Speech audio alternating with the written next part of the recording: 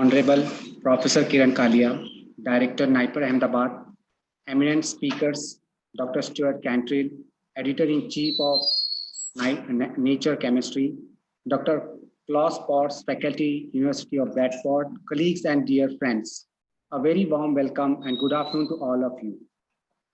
It's indeed a beautiful day when we are witnessing a united participation from more than 1,100 registered participants from more than 400 institutes across 7 countries. On behalf of NIPER-Ahmedabad and the organizing committee, I, Dr. Rakesh Tekade, wholeheartedly thank you for being here and welcome you all for this webinar that entitles Coming Closer to Nature for Impactful Publication.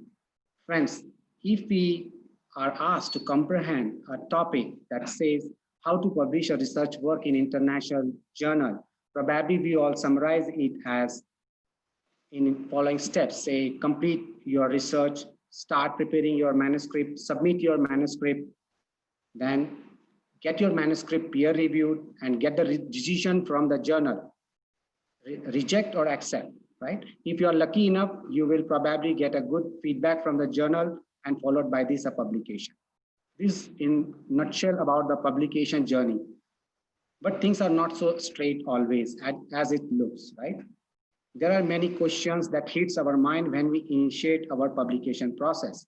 Interestingly, I hope you all will agree with me that we cannot find most accurate as well as correct answer to our queries in the book. There are no set standard books who can answer our queries on publication processes.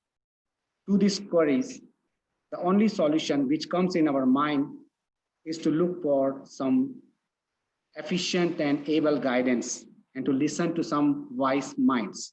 And in this pasture, today's talk, what we are focusing in today's webinar will cross-talk on behind the curtain scenes of an editorial processes of impactful journals like Nature.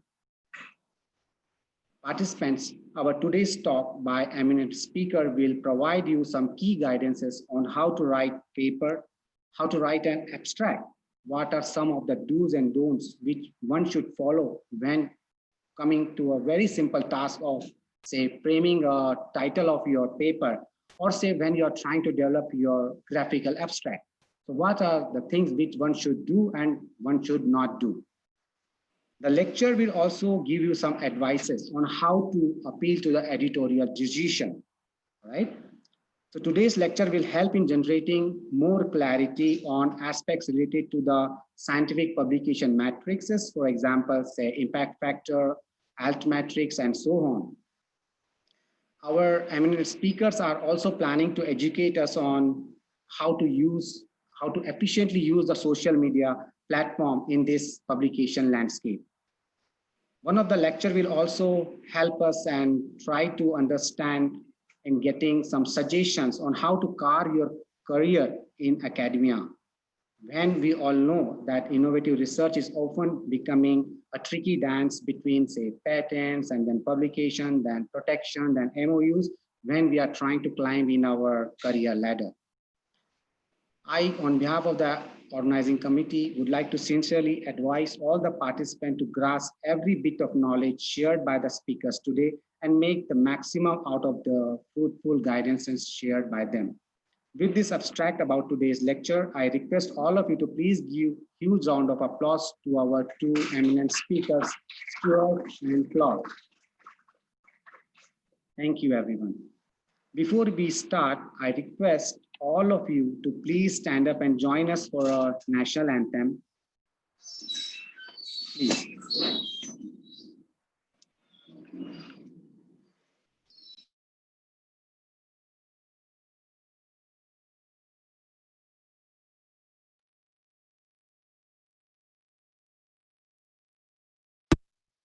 Jana Gana मन अधिनायक जय हे भारत भाग्य विधाता Punjab Sindh Gujarat Maratha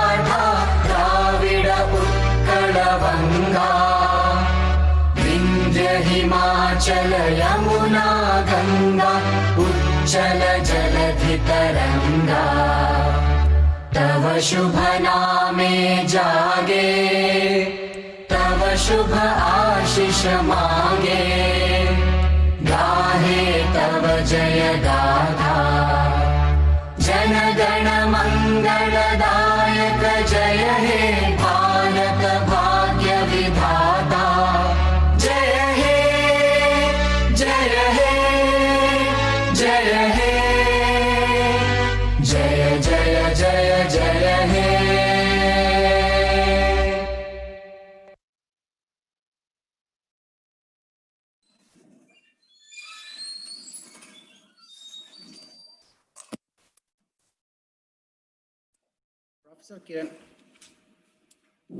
Professor Kiran Kalia is the focal pillar and the USP of imagination and vision at NIPER-Ahmedabad.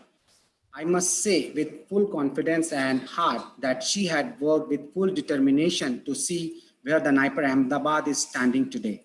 I invite and request Revered Professor Kiran Kalia, Director NIPER-Ahmedabad, to please inaugurate the session and give her blessings for a commendable webinar today. I request all of you to please give a huge round of applause for Professor Kiran Kalia.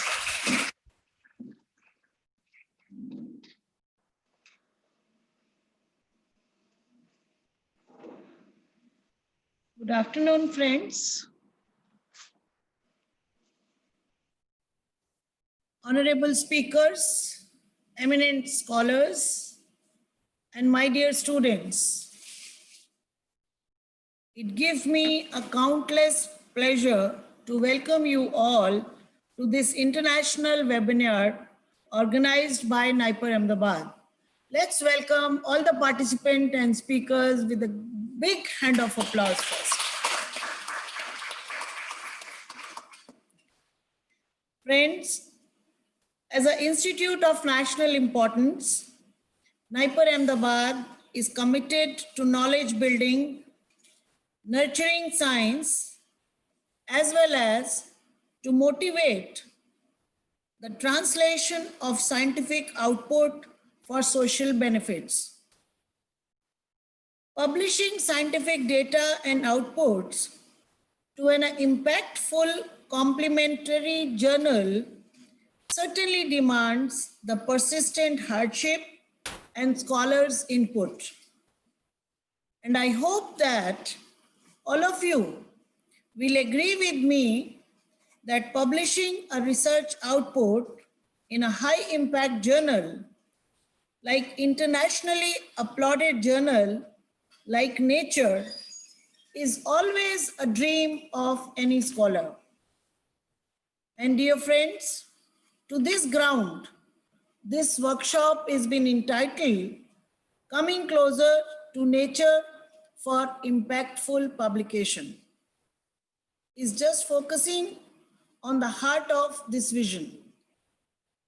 To talk on the same and share the views, today we have well-known expert among us as Dr. Stuart Cantrell, Editor-in-Chief of Nature Chemistry, and Dr. Claus, who's an eminent faculty from University of Bradford, UK. I, on behalf of organizing committee, once again welcome you all for this webinar. Today morning, Dr. Rakesh appraised me that this webinar is witnessing more than 1,100 attendees from more than 400 institutions across 7 different countries. That includes bachelor students, master's students, PhDs, postdocs, faculties, or industrial professionals. I welcome all of you wholeheartedly for this webinar. I'm so sure that this webinar will be highly beneficial, especially to the young minds who are attending this webinar, and motivate them to publish their research in a journal like Nature, as well as to those viewing its broadcast on YouTube as well as the Facebook. I also welcome you to personally visit NIPER-Ahmedabad whenever you get a chance to do so after this ongoing pandemic. With this, I declare the session open for the talk by the eminent speakers. Once again, thank you all for your participation and wish you a great success and productivity for this event. Thank you. Thank you very much.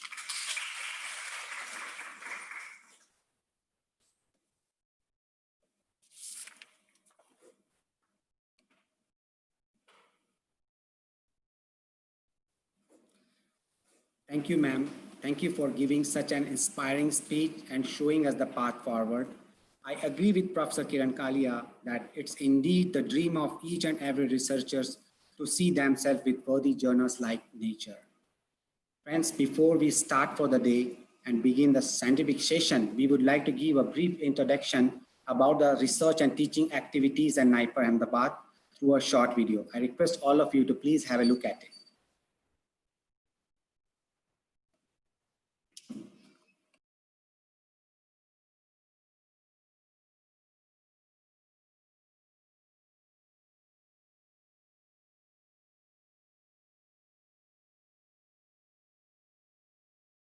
And Research, Ahmedabad, a commitment to world health, and an institute of national importance. Started in 2007 and presently offers master's and PhD program in biotechnology, natural products, pharmaceutics, pharmaceutical analysis, pharmacology and toxicology, medicinal chemistry, and medical devices. From August 2016, the institute is functioning at its own campus at Gandhinagar with the state-of-the-art research facilities. The founding director, Professor Kiran Kalia, is the torchbearer of NIPER-Ahmedabad and is leading the institute to make it one of the top premier institutes across the globe. By her relentless efforts, the institute has secured impressive NIRF ranking and catapulted to topmost pharmacy institutions of India in the category of teaching, learning, and resources. A strong administrative team ensures the smooth functioning of the institute. NIPER-Ahmedabad has numerous high-impact publications, patents, and awards to its credit. It has built strong international collaborations and achieved 100% placements. Institute has well-equipped classrooms with all the modern tools of teaching and research. It became the first institute of India having electronic lab notebook for capturing all research work with highest data integrity and help country by providing trained human resources to pharma industry. Many distinguished guests have witnessed the progress of NIPER-Ahmedabad.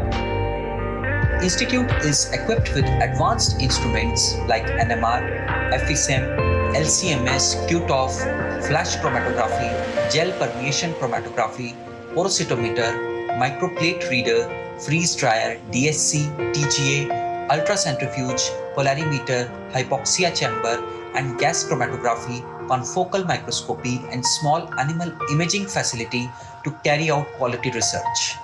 Well-equipped classrooms with all the modern tools for teaching are its other assets.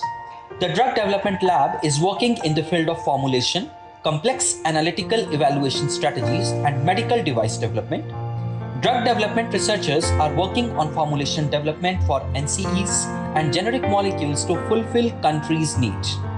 They are extensively involved in the development of controlled and site-specific delivery of therapeutics in cancer, diabetes, and neurological disorders.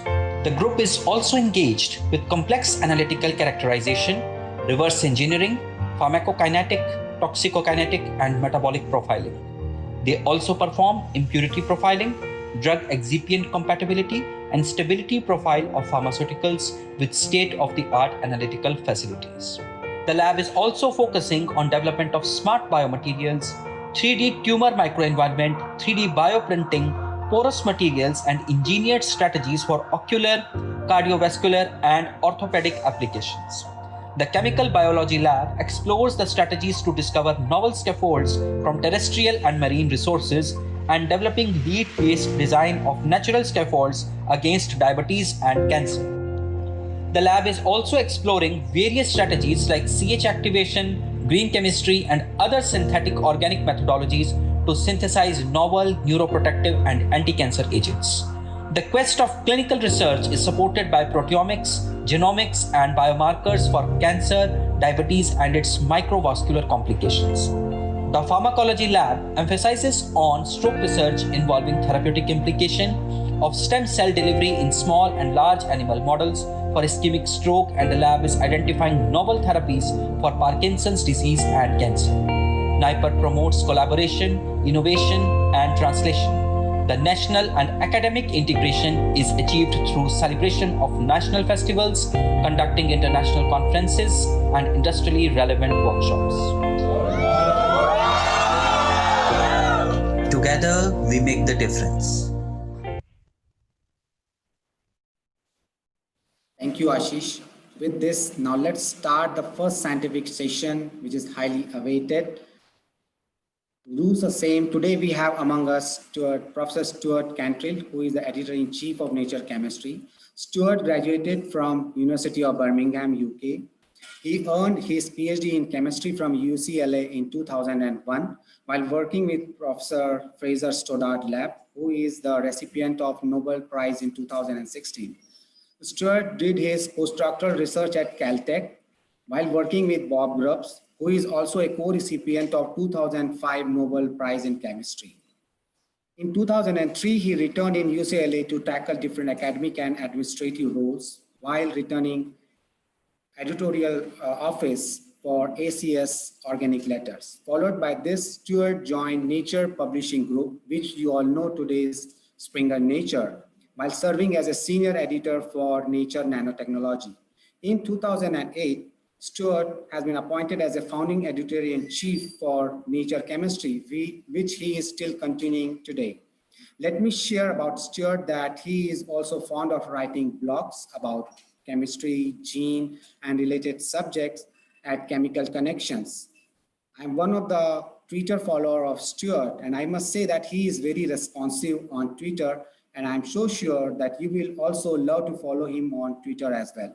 With this short, extremely short introduction about Stuart, I invite legendary Stuart to please lead us ahead with his wisdomful thoughts.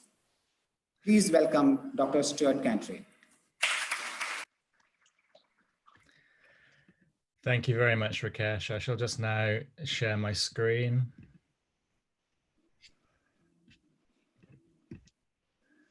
Hopefully everyone can see that. Can you see that, Rakesh?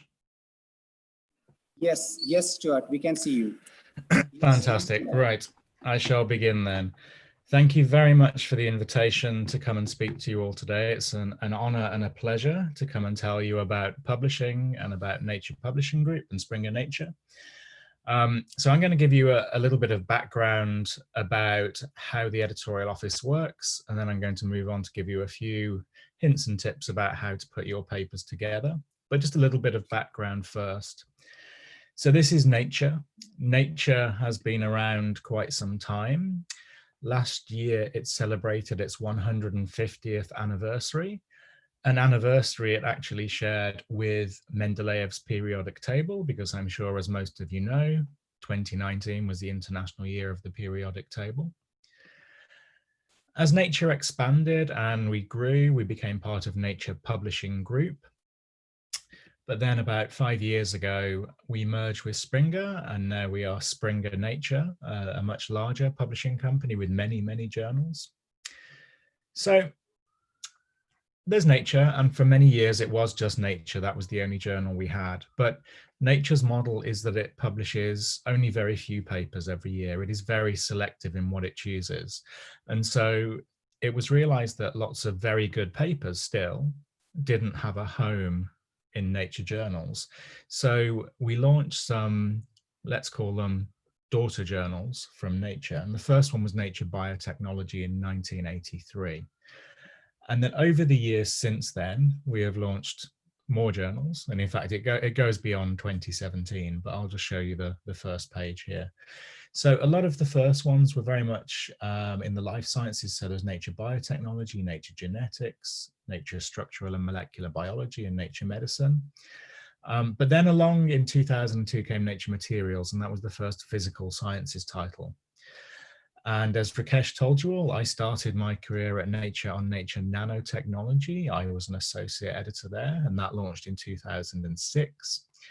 And in 2008, I moved over to Nature Chemistry, which launched in 2009.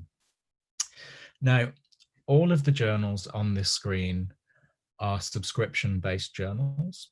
So for each of these journals, it is free to publish in these journals. However, if one wishes to read the content in these journals, you must be a subscriber or you must be at an institute that has a site license to these journals. Typically, these journals publish, they publish continuously, but content is gathered together in monthly issues. And so there are 12 issues of these journals each year, and roughly each journal publishes 120 to 150 papers. So still very, very selective journals. And they all are available online, but they still are printed too. Then in 2010, we launched something called Nature Communications. Nature Communications is an online only open access journal. So now open access means that it is free to read the work in there, but we charge authors an article processing charge to publish the work. So it shifts the costs from the readers to the authors in this case. And Nature Communications publishes very good work. I've taken this from their website. So it says important advances of significance to specialists within each field. So whereas Nature Chemistry may publish what we think are very significant chemistry papers that we will think will be of interest across the chemistry community, in Nature Communications case, maybe the papers don't quite have the broad interest, but they're still very good, but they might just be of interest to specialists within the chemistry field. But of course, Nature Communications publishes across all science. And unlike all of those other journals I just showed you, Nature Communications published over, well, almost 5,500 papers in 2019. So compare that to Nature Chemistry, which was about 130. Then in 2011, we launched Scientific Reports. Again, this is an online-only open access journal. Here, and there's a lot of words there, but the most important thing is that journal makes no assessment of how significant or important the work is. Scientific Reports publishes work that pushes science forwards, but the only criteria is that it has to be technically sound. So there are no subjective decisions made about how significant or how important the work is. And Scientific Reports publishes a lot of papers every year, and I'll talk a little bit more about that in a minute. But just to point out, so we sort of have this tiered system, if you like. So Nature is at the very top, but Nature can't accept all the papers submitted to it. So below it, you have all of those journals I had on the previous screen, all of the pictures, but even those journals don't publish very many papers each year. So then sort of next on the tier is Nature Communications, which can publish many more papers each year, and then Scientific Reports, which is again an order of magnitude more. So what we try to ensure is that there is a home for your paper somewhere within the Springer Nature portfolio. It might not make it into the journal you first submit it to, but we will try and find a home for your paper somewhere, assuming your paper is technically sound. Just because I'm a chemist and this is somewhat a chemistry audience, I'm just going to point out some other titles that have launched recently. Nature Catalysis launched just a few years ago, so that would sit on that slide with all the pictures of those Nature journals. We also have a reviews journal called Nature Reviews Chemistry. It's part of a suite of reviews journals. And then we also launched a journal called Communications Chemistry. This is another online only open access journal that is positioned to sit sort of between Nature Communications and Scientific Reports. So a discipline specific journal, but yet is open access. And there is some assessment made of how significant the work is. And we refer to this as Comms Chem, which may be a bit confusing to some of you because the RSC also has a journal called ChemCom, Chemical Communications. So just beware of the different names there. Now, just to give you a sense of the publishing landscape, I'm going to look at papers that were published in 2019. So if you look at Nature Chemistry, we published somewhere between 120 and 130 papers. The red bar are research articles, the blue bar are the review type articles. So we published a very small number of review articles. This is Chem from Cell Press. This is another highly selective chemistry journal.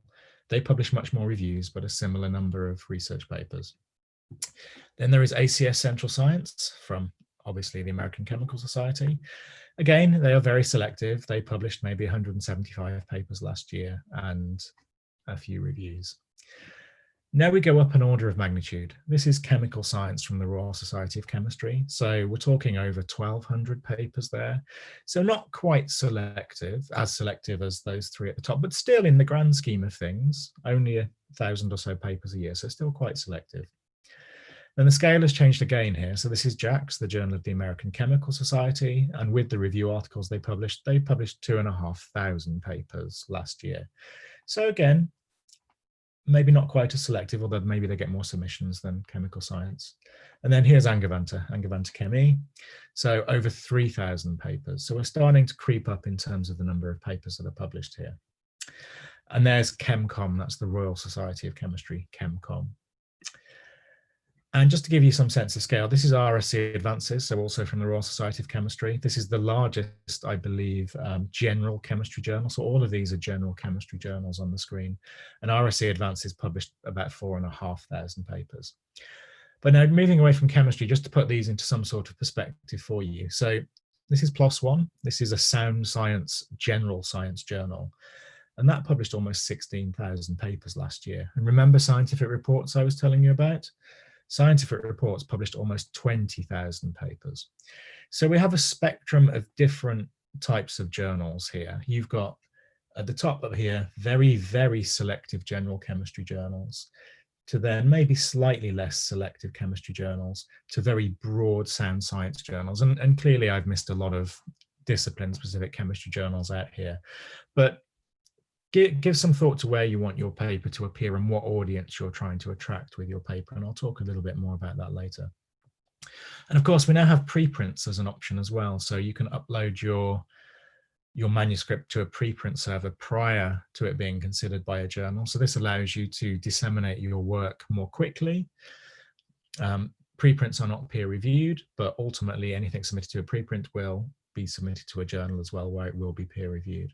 And ChemArchive has really taken off, and this is an article in Nature Chemistry about ChemArchive. So Springer Nature is perfectly happy with preprints. I think we do encourage preprint deposition. It's a way of disseminating science much more quickly. And if you want to read more about the benefits and maybe the perceived pitfalls of preprints, but I don't think there are many, then I would highly recommend going and reading this article. So I'm going to give you a very quick tour through the content types in Nature Chemistry. It's not just all research papers. So this is a cover from last year. We celebrated our 10th anniversary last year, so we've been around quite some time now. So as I said, it's not just research papers, but a lot of my talk later on will focus on how we deal with research papers. But just to point out that we also write editorials. So we will write editorials about scientific issues or issues related to the science of chemistry. We will write research highlights where someone on the editorial team will write 200 or 300 words about a paper that has appeared in a different journal that we think our audience would like to hear about. We also publish news and views articles. Now, these are commissioned by the team from external writers, from academics, and we ask them to write roughly 1,000 words for us, explaining what the importance of a particular piece of work is. So this is this can either be a paper that has been published in Nature Chemistry or elsewhere, but we think our audience will appreciate a more detailed look at a particular paper. We also publish meeting reports. So maybe not many of us are going to conferences at the moment, or at least not in person. Virtual conferences are the order of the day. But occasionally we will ask someone to write up for us a meeting report explaining what happened at a conference. We have a columnist. Well, we have a couple of columnists. We have the thesis column, and this is where we just have someone write something interesting for us about chemistry, sometimes the history of chemistry. This is from Michelle, one of our regular writers. She wrote for us about the history of drinking heavy water. It might horrify you to think that people have investigated drinking heavy water. It actually involves a lot of Nobel laureates. A lot of Nobel laureates have investigated what happens when you drink heavy water. I won't spoil the answer, but if you want to know more, I suggest going and reading this paper. We do features every now and then. This was a feature for our 10th anniversary. So we asked 50 or 60 scientists from around the world from different stages of their careers, where they thought chemistry was going, how it's going to develop in the future. We also do interviews. We call them Q&As. This was with someone last year who won the Dream Chemistry Award, which is something handed out in the Czech Republic every year. We also do book reviews, so interesting popular science books that we think our audience will like to hear about. We ask someone to write a book review for us. And until we ran out of elements last year, because we've covered all 118, we had a back page feature called In Your Element, where someone wrote 700 or 800 words of interesting stories about every single element. These are all free to access, by the way, so you can go and read any one of about the 118 elements. We also publish comment articles. So this is commentary related to doing science. So this one is from Dave Smith at York, and this was about culture, working culture within academic laboratories and how sometimes that is maybe not what it should be. So this was talking about how you address work-life balance issues. And we publish perspective articles, which are essentially short review articles. This is one from people in industry. And then we publish review articles, which are a little bit longer than our perspective articles, just to give you a sense of what we do. Occasionally we publish correspondence, although we now call them matters arising. And this is where someone writes to the journal and has an issue with a paper we have published and would like to say what they think is wrong with it or present an alternative interpretation. And then we allow the authors of the original paper to reply to. And now what we publish as correspondence is essentially letters to the editor. So we had a letter earlier this year about crowdsourcing drug discovery for COVID-19 and potentially other pandemics. So that sums up for you the type of content we publish that isn't research papers. So we do a lot on the journal that isn't just research papers. But I would suggest the bulk of what we do, and I would say maybe 75% of our time perhaps, is spent on dealing with the peer review process. So this is evaluating manuscripts. So I'm going, this is not how we look in the Nature office, by the way. This is just a stock photo. And of course, no one has been in the Nature office for about 6 months. This is the history of editors at Nature Chemistry in one slide. The current editorial team are all lined up across the top here. There are 6 of us. This is the current team. The people along the bottom are people who used to be editors on the journal, but have now moved on to different roles within publishing, some within Springer Nature, some outside Springer Nature. It is important to note that we do not have an editorial board and we are not associated with any kind of society. So these 6 people along the top, these are the people who make all the decisions. There is no one else to which you can appeal your decision. It is these 6 people. 4 of us have prior publishing experience. The 2 newest recruits both were recruited straight from a PhD. So let me walk you through the editorial process as it works at Nature journals. It might not be the same everywhere, but there are similarities. So you do the work, you write the paper. These are the papers. The papers are submitted to the journal, and I take a look at the title and the abstract of every submission. And then depending on the subject area, I then assign it to one of the editors on the team.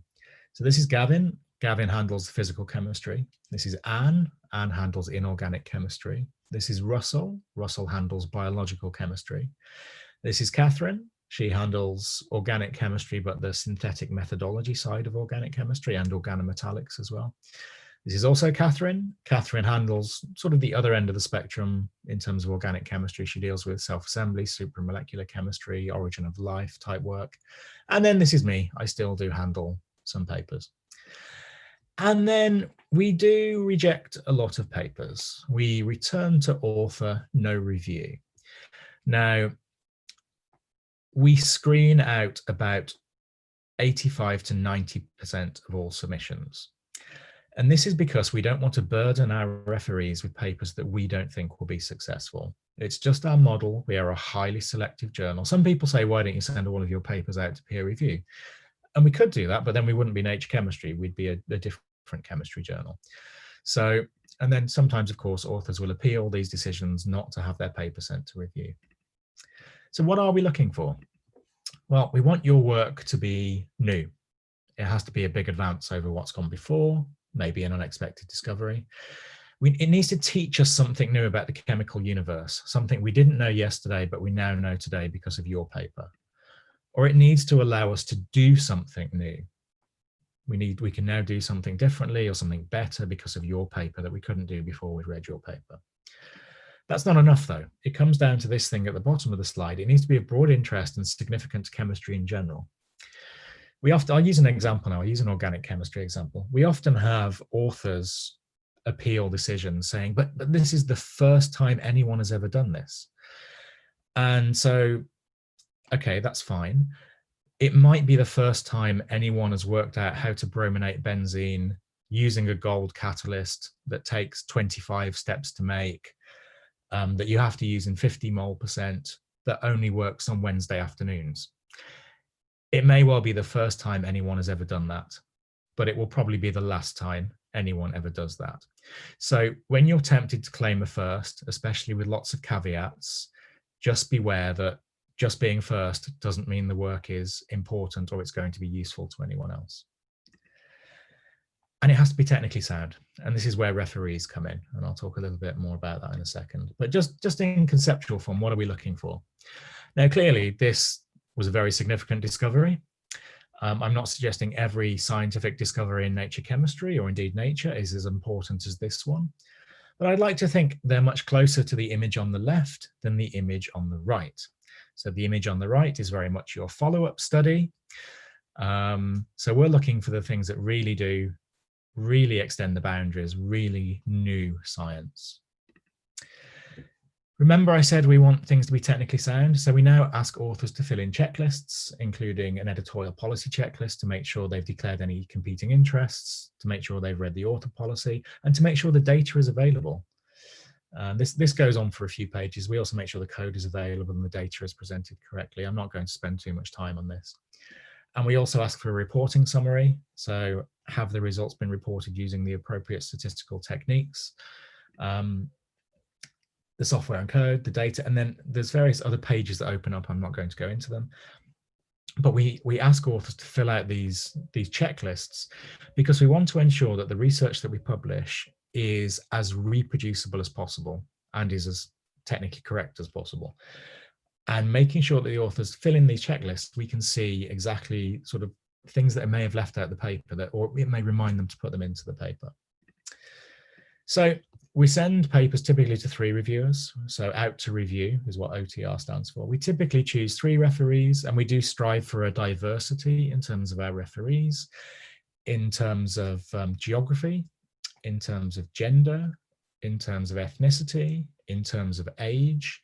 So we try and ensure we have a diverse range of people assessing a diverse array of papers.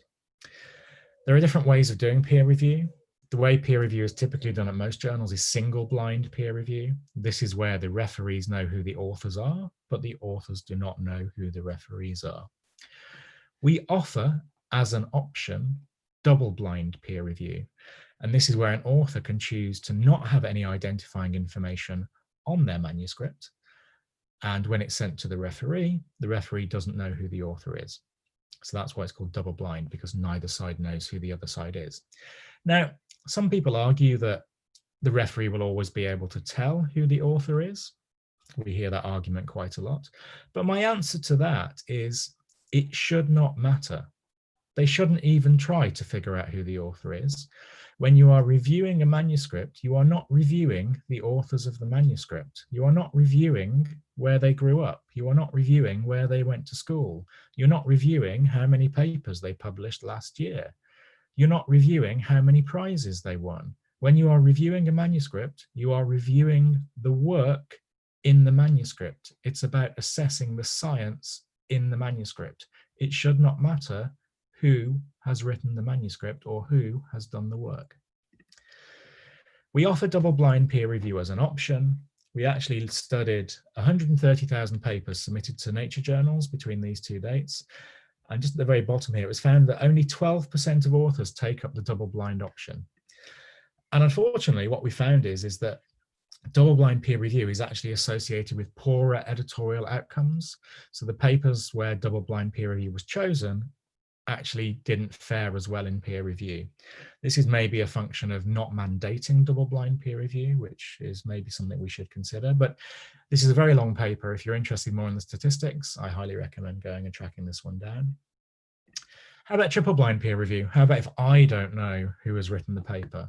So that's also a valid option. We haven't gone down that route yet, but it's an idea that we could blind the editors to the papers as well. You could also consider signed peer review, where referees sign their names to a report. Again, this doesn't really happen all that much in chemistry, although maybe that will change. Oh, no review. How about just let's publish everything and then the community can decide what's important. This is essentially the preprint model. So let's just, anything can get published on a preprint server, but I mean, there are some quality checks. And then people can do the filtering afterwards. But what high profile journals do is they filter for you. They filter out what they think is interesting and what they hope their audience will find interesting. So that's peer review. The referees let us know what they think of the paper, and then roughly 50% of the time we will reject papers after review, and authors will appeal. So now I'm going to tell you the best way to appeal a decision. With anything in life that makes you angry or upset, I recommend just taking a day, sleep on it, just calm down. The worst thing you can do if you have a paper rejected or get some news that is bad is react immediately. Take a day, wait till the next morning. You might still feel similar, but you won't quite have the emotion mixed in with it. This next one only happens once or twice a year. I include this because it's a little bit funny. So occasionally the authors, instead of venting their frustrations to their co-authors, they vent their frustrations back to the editorial office, which doesn't happen very often. And we normally get a very polite email a few minutes later apologizing for doing that. There's no point attacking the editor or the referees, calling them stupid or not understanding. The only person who will change the fate of your manuscript is the editor. It doesn't matter who the referees are. Again, don't try and guess the identity of the referees. People often try and do this, and they normally get it wrong. We don't care who you are. We don't care where you are. We don't care if you work at a big shiny university. It's not about that. It's about the work in the paper. So what it comes down to is, if you would like to appeal the decision, keep it about the science. Tell us why you think we've maybe missed the importance of your science. Tell us why you think the science warrants further consideration, and just be polite. So occasionally we don't reject papers. Occasionally we ask for a revision, and now we need to make sure that all of the conclusions in the manuscript are supported by the data. Sometimes referees want everything to be done. Sometimes authors want to do nothing. So we have to walk that line in between the two and try and get the authors to do enough so that the conclusions are supported by the data. But we don't need you to do the next 10 papers worth of experiments, which is sometimes what reviewers ask for. Revised version will come back in, and then we'll send it back to the same referees. So BTR is back to review. We typically use the same referees to try and get a consistency of opinion, but sometimes additional experiments may mean that the authors have had to add a new technique. Maybe you've needed to add some computational work. So sometimes we do need to find an additional reviewer if none of the original reviewers have the right expertise to evaluate the original, the new work that's been added. So sometimes we'll add a new reviewer. And again, the referees will tell us what they think, and you can go around various cycles here. We might then ask for another revision, which will be revised, or we may actually reject after it's been back to review, and then this can be appealed. We're trying to get to a situation where we are convinced that the results in the paper do represent a significant step forwards and that the science is technically sound. So how do we make decisions? So this is an editorial which describes in more detail how we make those decisions. Reviewers pretty much disagree most of the time, and issues can be subjective about whether it's important or not. So it is the editors who make the ultimate decision. So the editors take the advice of the reviewers on board and then make a decision as to what will be accepted or what will be rejected. So we will overrule referees. If referees make subjective assessments, related to novelty or importance or significance, we will happily overrule those if we disagree. What we cannot overrule on is technical issues, because we are not experts in every area of chemistry. So if there are technical points that still need to be resolved, then we might go back to the referees again, or we might even seek to enlist new reviewers who can maybe help us understand what those technical issues are and whether they have been resolved or not. It's not a democracy though. It's the scientific arguments that the referees make. It's not about whether two referees say, yes, you should publish, and one says no. It's what they say. If the one reviewer that's saying no has found fundamental flaws in the paper, just because two referees have missed that and said, yes, you should publish it, it doesn't mean we will. So it's about what the reviewers say, not what they vote for. So roughly about 7% of all papers make it to accept in principle. You're almost there, but we're going to make you do a few more things first. So we give you extensive feedback on the text and figures to make sure that your paper is well written and will be widely understood. Authors send in the final version, manuscript is accepted and handed off to our production team. Will we put it on the cover? Will we commission a news and views article? The proofs go out to the authors, corrections are made, and then we publish the article, still in online first and then still in print. So this is the whole process at Nature Journal. So hopefully I've demystified just a little bit what happens in the Nature offices in terms of how we handle the peer review process. What I'm going to move on to now is giving you a few hints and tips on how to put your paper together to maybe improve your chances of succeeding. Writing a paper is like telling a story. It really is. If you write your paper in such a way that it's really dense, really technical, not very many people are going to want to read it. You want to write a story telling the story of your research. And the first thing you want to get across is what is it you're trying to answer? What is it you're trying to find out? So what is the problem that your paper is tackling? But more importantly, why is it important? Why should anyone care about your chosen scientific problem? Why is this going to be of interest to the rest of the community? And put your work in context. No one does things that are brand new. Science builds on what's gone before, very much so. It's always been that way.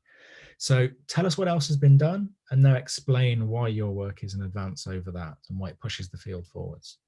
And then how did you go about doing your research? What were your methods? What did you do? How did you address this issue? And what did you find, which is basically your results?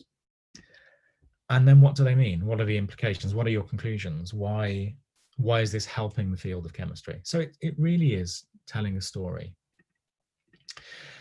When thinking about the text, consider who you're writing for. Now, I normally use organic chemistry as an example. Are you writing your organic chemistry paper for a specialist journal, such as Organic Letters? If you are, you can probably use fairly technical language. But how about if you're writing your organic chemistry paper for JACS or Angewandte, which are general chemistry journals, and not everyone reading them is going to be an organic chemist?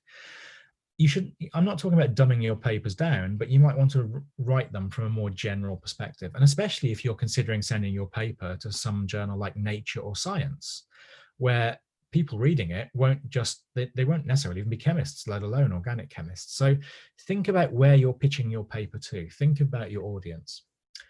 Avoid jargon, avoid really unnecessary long technical terms. Now, we're scientists, you need some technical language, but I used to think using long, complicated expressions made me sound clever and intelligent. And I know it may well do, but one thing it absolutely does is it makes your paper harder to read. If you can use a plain language expression instead of using a detailed technical scientific term, use the plain language expression instead. Don't create lots of acronyms. It's very hard to read papers that have lots of acronyms, especially new acronyms. I mean, you can have the standard ones like NMR, DNA, AFM, but acronyms that many people maybe won't have heard of, it just makes papers more difficult to read because they're constantly wondering, what does that acronym mean? And really technical details, these are absolutely crucial. They are necessary. If someone needs to reproduce your paper, all of the technical stuff needs to be there. But it doesn't need to be in the narrative of the paper. Most people reading your paper are probably never even going to try and reproduce it, probably not working in exactly the same area. So the technical stuff needs to be in there, but put it in the supplementary information. It doesn't have to go into the main paper. The main paper should be the story, the narrative. So what you're aiming for is this at the bottom. You need clear, direct text without repeating yourself, sort of at the level of a first-year PhD student in the area that you're working in. So really clear, really concise. Now, the title, abstract, and graphical abstract of your paper is the shop window for your paper. It's the things people see on a website. You want to try and attract people into your paper using these things. This is the advertising for your paper, essentially. But do them at the end. When you're writing a paper, the last thing you should do is sit down with a blank Word document and start with the title and then the abstract and then the introduction. That's not how you should write a paper. It's probably easiest to start with the results, but once you've written the paper, then think about the title that best sums up what you've written. Then think about the abstract and the graphical abstract. This is a terrible slide. You don't need to read what's on this slide, but all you need to know is that in any abstract, you need the background, and this needs to be a sentence or two. You need to define what the problem is, sentence or two. Then you need to say what the approach was. You don't always need to include techniques, but in this case, they were critical to the paper. Then the results, the findings, and then what it means. So any abstract should hit each one of these 5 points. You can have more or less of each one, but try and get each of these 5 points into your abstract, which should be pretty easy to do in 150 words. Graphical abstracts. Now, the clue to graphical abstracts is they should not be too abstract. Here is an example from ChemCom, not to pick on ChemCom. Many journals have somewhat abstract graphical abstracts. So it's not really clear what this paper is about from that graphical abstract. There's Alice chasing the white rabbit down a hole. You probably wouldn't realize that it was about hydrogenases. So try and make sure your graphical abstract is a good graphical representation of your manuscript. So here's an example from Nature Chemistry. Schemes are obviously quite easy. You just can have a very simple conceptual scheme summing up everything you've done in the paper. Not everyone works on organic chemistry though, so here's an example of one that even has graphs in it. Now, I typically suggest not having graphs in graphical abstracts, but these are very stylized, very highly conceptual graphs corresponding to very clearly labeled pores on this porous material. So again, very clear to the point, graphical depiction of your paper. Titles. We've just been talking about abstracts. Your title should not be an abstract. This title is way too long.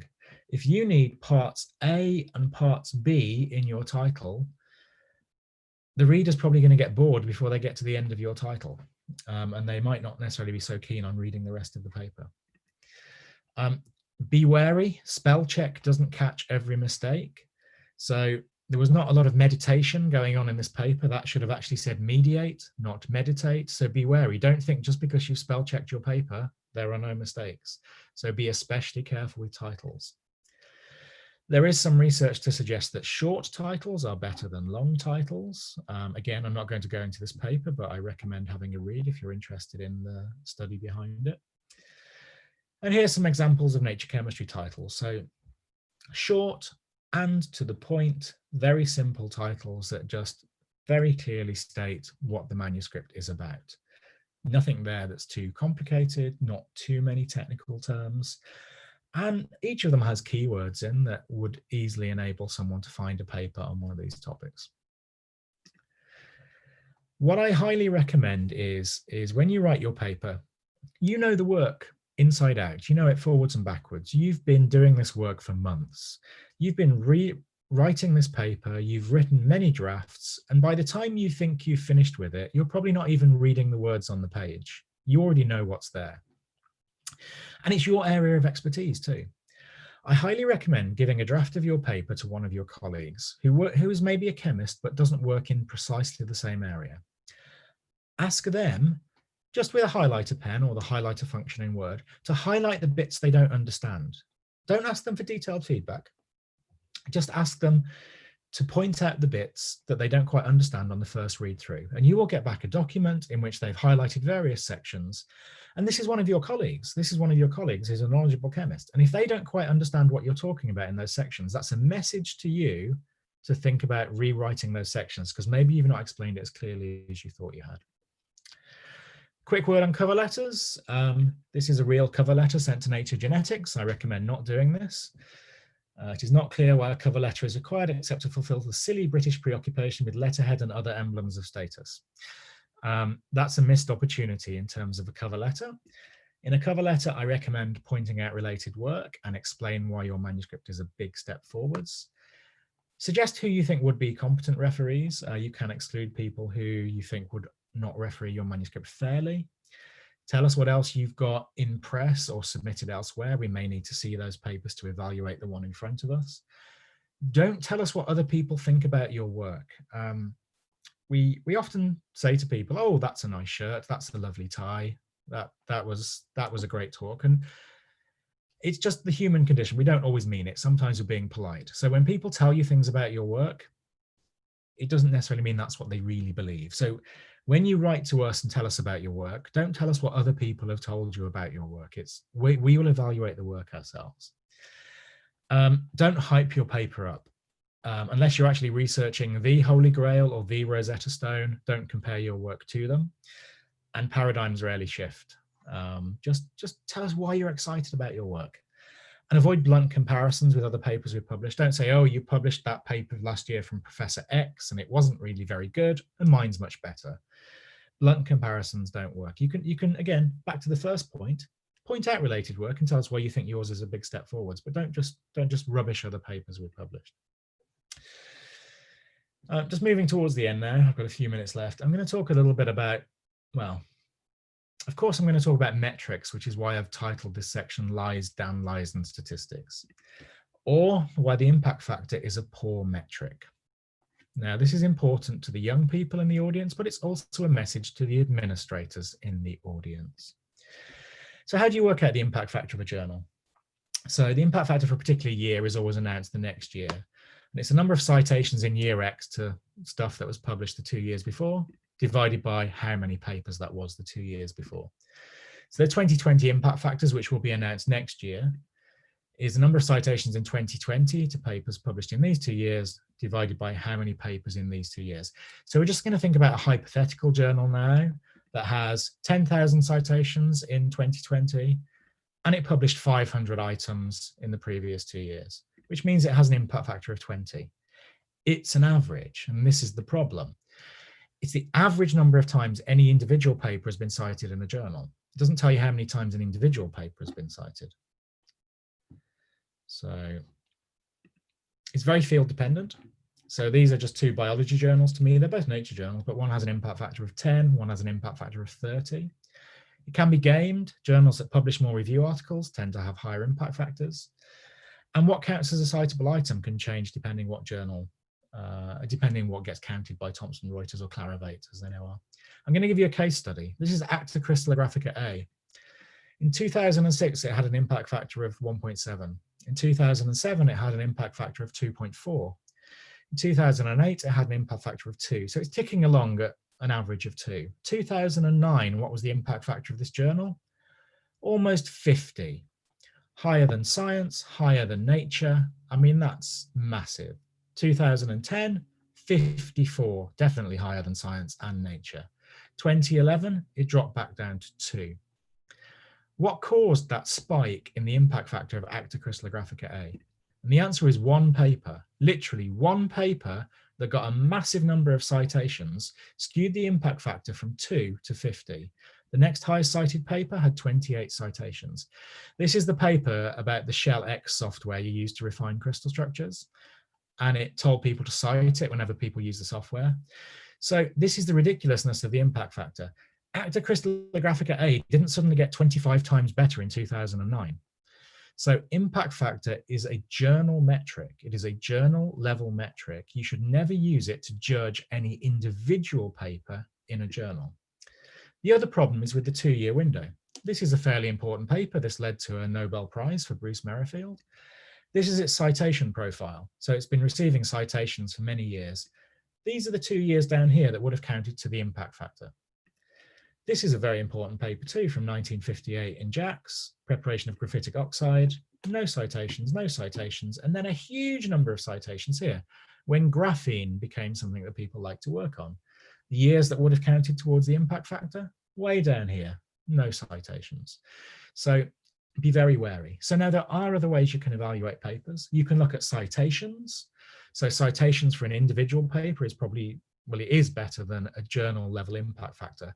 But still, you have to take citations with a little bit of a pinch of salt, because you don't know the motivation behind a citation. Are people citing a paper because it's great and it's brilliant and they will use it and it's useful?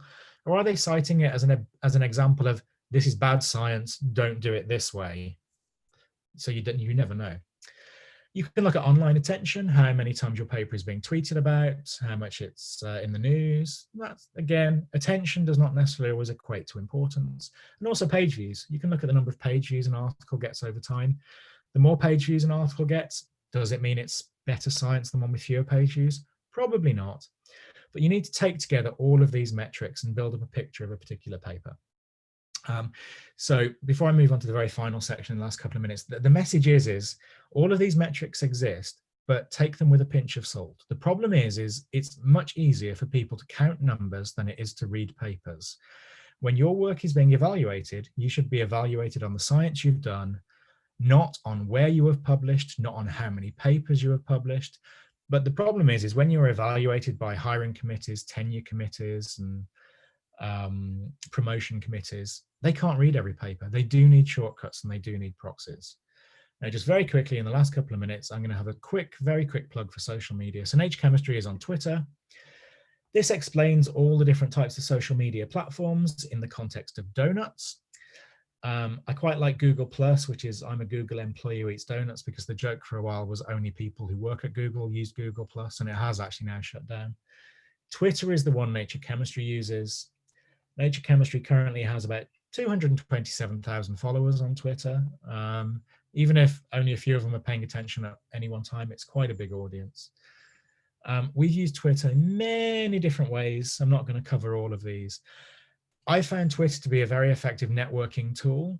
I highly recommend joining Twitter and joining a network of scientists, and any way you can find to promote your work is a good way of promoting your work. So even if you only have a few followers on Twitter, at least you're sharing your work with a wider audience, you're raising your profile, and eventually you'll get known within the Twitter network and within the chemistry community on Twitter, and you get to join in. Twitter is a very democratic, level playing field.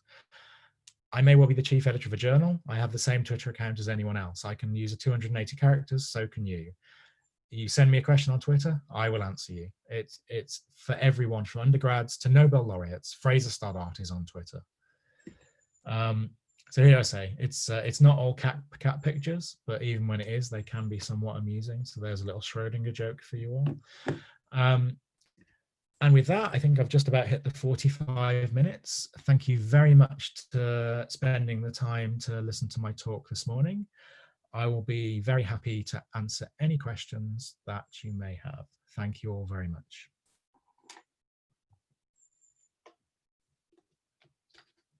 And I've caught Rakesh on the phone. Sorry, Rakesh.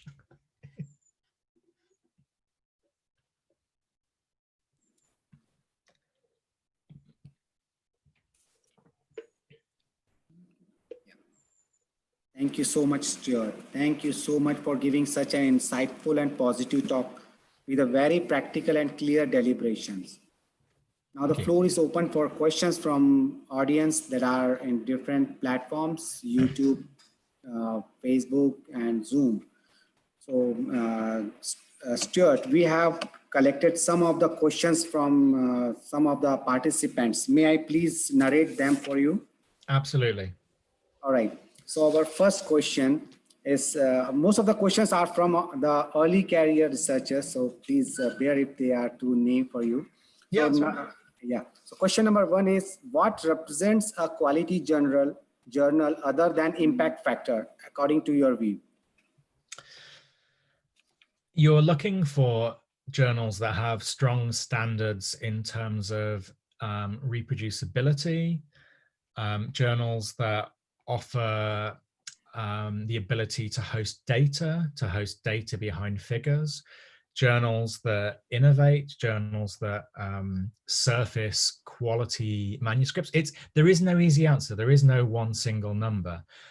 But to be honest with you, the easiest answer is it's the journal that features the work that you find most useful and important. So if when you're reading the Journal of Organic Chemistry, you find loads of papers in there that are really useful to you and that you find very valuable for your work, then that means JOC for you is a great journal. It's all very subjective. So I would suggest also, when you're thinking about where you wish to send your papers, look at the journals that publish the papers that you like and the papers that fit well with your area of expertise. That's also a good indicator of where to submit your papers. So there's no easy answer. Yes, impact factor is a metric. It is a journal level metric, but it can be heavily skewed by one single paper, as you have seen.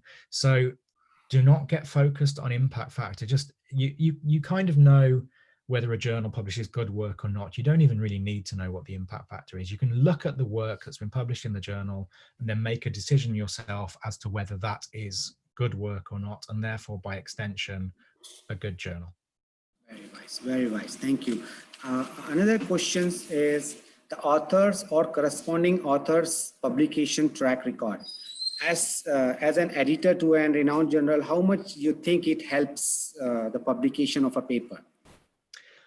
Not at all. Well, we don't take it into consideration, let's put it that way. When we evaluate a paper or a manuscript, we do not go and look at how many papers the authors have published before or where they have published. As I said, it's about evaluating the science in the manuscript. It's about evaluating the work in the manuscript. Just because you win a Nobel Prize, so Fraser, for example, my PhD advisor, just because you win a Nobel Prize, it doesn't mean that every subsequent paper you publish deserves to get published in Science or Nature. Not every piece of work is at that level. So the more papers an author may have published previously, they will have more experience in crafting that paper and how to write that paper. So it will have improved their skills in putting together a paper and telling a story. So when we get the paper, it might read better, it might be easier for us to understand it, but that's the only advantage, as it were. It's just the advantage of experience. We do not say, oh, well, this person had 10 JACS papers last year. We'll definitely consider this paper. It's not about that. Past performance does not predict future success when it comes to publishing papers. Thank you very much. I think this is a very good question and a very wisely answered by Stuart. So I think this answer by Stuart certainly raised hope of most of the early career researcher in trying for eminent journals. In the same line, I got another question, which is trying to ask the same question in another language. The participant is asking that I am a budding scientist, so early career researcher again.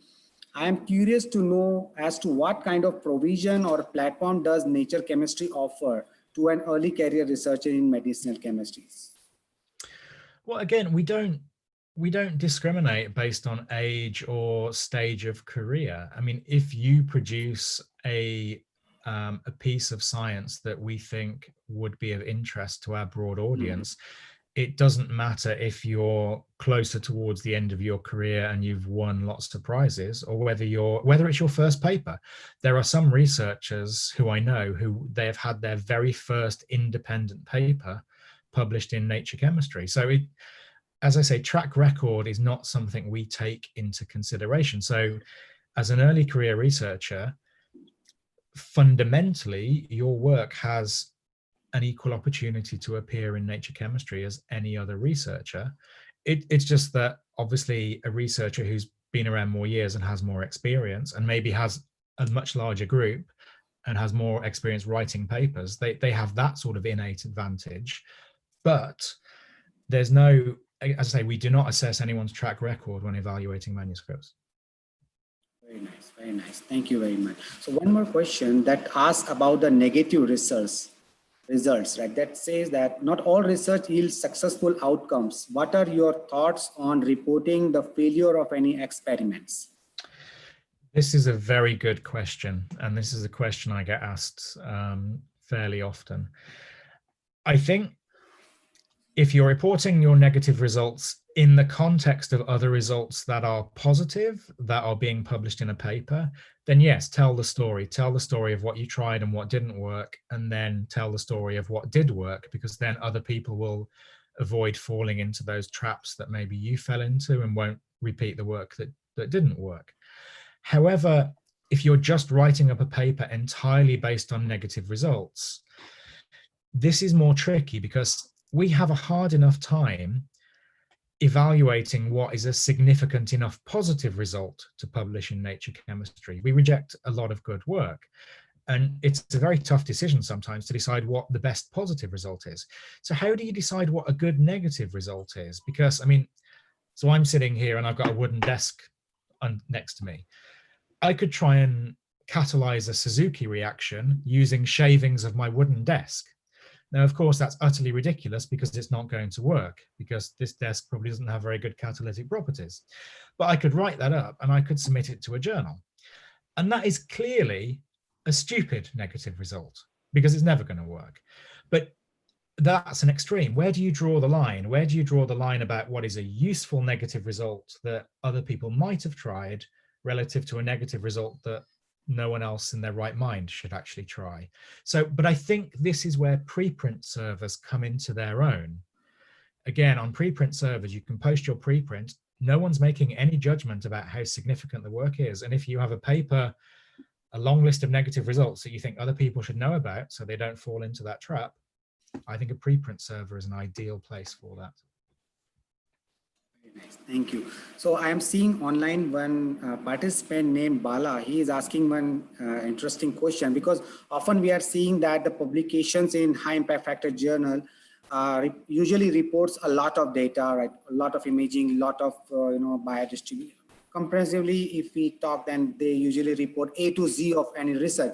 So the question what Bala rose is, will high impact factor journal look for publication which have scientific concepts, or they are looking for data-driven experimental studies? So what's your view on this, Stuart?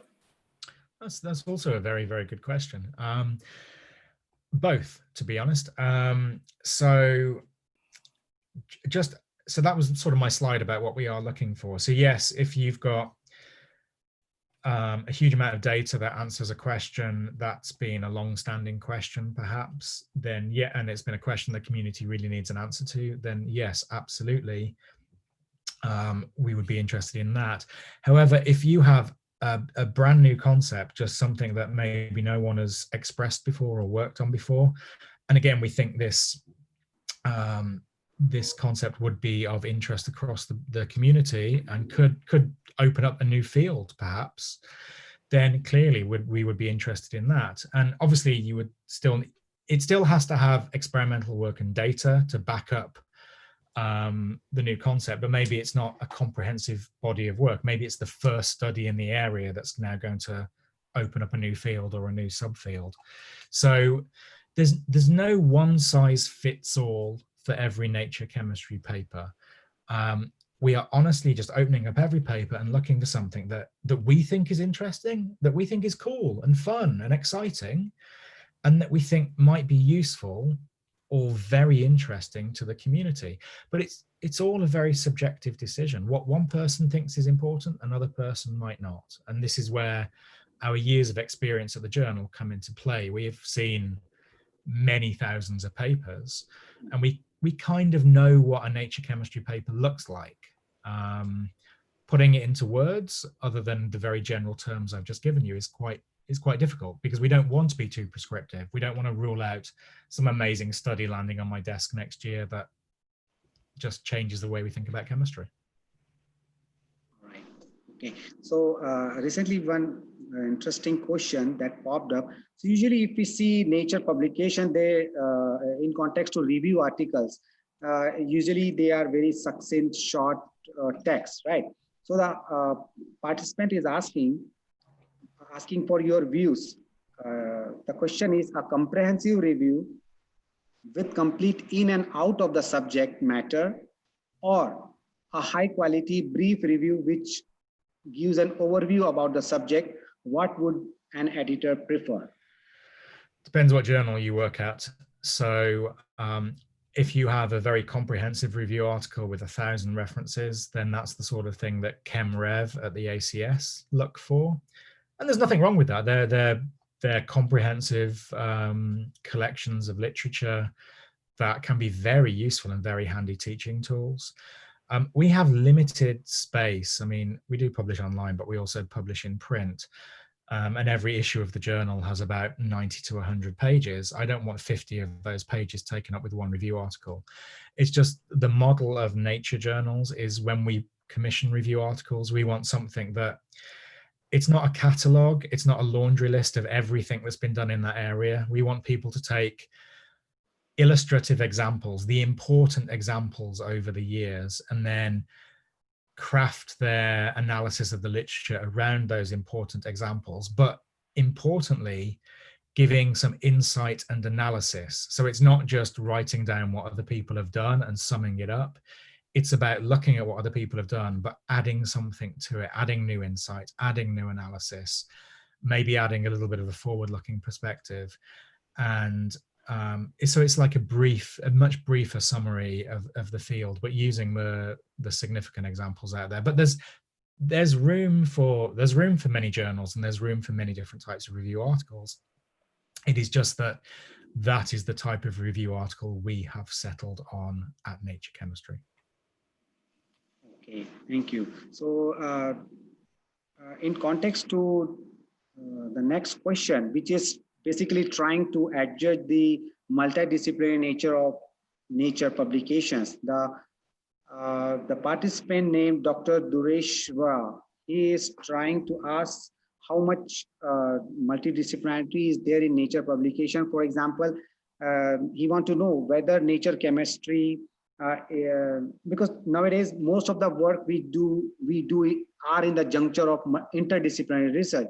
So he's trying to ask, are the studies related to, say, phytochemicals that touch the ground of medicinal chemistry, or the docking that again touch to medicinal chemistry, or the RT-PCR, or some nanotechnology work that are based on some biomaterial bioconjugation? So are they also fall under the scope of nature chemistry?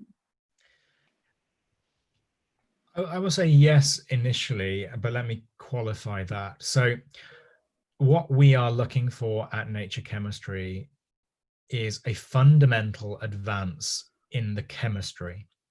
So yes, this could be, it depends where the novelty lies in the work. So, because clearly within the nature stable, we also have nature catalysis, we also have nature chemical biology. So clearly chemical biology involves a lot of chemistry. So the example I normally give is if you have a study where it's a chemical biology study, but the novel aspects and the really new aspects are based on new biological insight rather than the chemical insight. Maybe you've used fairly standard chemical techniques to answer a biological problem or interrogate a biological system, but the chemistry is fairly straightforward, fairly standard, fairly known, then that study would be more appropriate to nature chemical biology.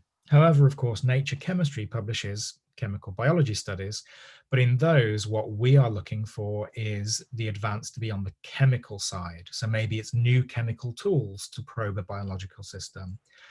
So still, it's a chemical biology study, but the novelty is in the chemical aspects of the work rather than the biological aspects of the work. And you can use that same argument at the boundaries between nature chemistry and nature catalysis, nature chemistry and nature materials, nature chemistry and nature nanotechnology, in fact, even nature chemistry and nature physics. So yes, we do consider cross-disciplinary and multidisciplinary studies, but for us, within that work, the advance, the important advance and the novelty has to be in the chemical aspects of that study. Okay, so I think with this now, can we stop our questionnaire session? And thank you, Stuart. Thank you so much for coming and educating all of us. And thank you for your time, and thank you for your patience in answering the questions raised by the audience. I request all of you to please give a huge round of applause for the legendary Dr. Stuart. Thank you. Thank you. Now I invite my colleague, Dr. Rajeshwari Rathore, to please chair the next session led by Dr. Claus. Thank you.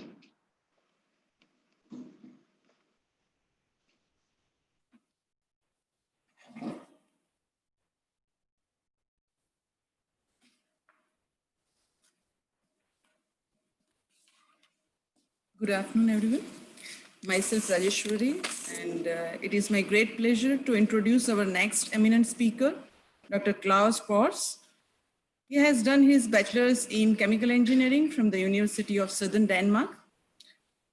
He has completed his master's in medicinal chemistry at the UCL School of Pharmacy, London, UK. He has done both his PhD and postdoctorate at the UCL School of Pharmacy, London. He has a research focused onto the discovery of anti-cancer agents and hypoxia-activated prodrugs to treat the solid tumors. He started his academic career as a faculty at the Institute of Cancer Therapeutics, University of Bradford, UK. Dr. Claus has a vast experience of about 15 years in the academics, and he has more than 65 publications on the various research topics covering review article, book chapters, and the research articles. He is an editor to the Journal of Cancer, Metastasis, and Treatment.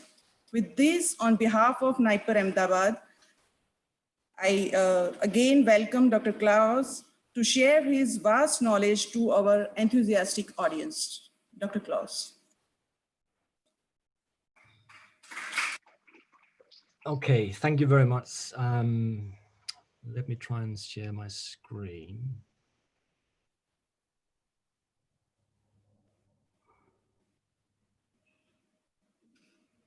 Right. Can you hear me and can you see my screen? Yes, yes, yes, sir. Good. I'll just put it on presentation mode. Right. Thank you very much for the invitation to speak here this morning. I think there's been a lot of interesting information. I was quite interested to see the introduction to your institute as well, and some of this your ongoing research.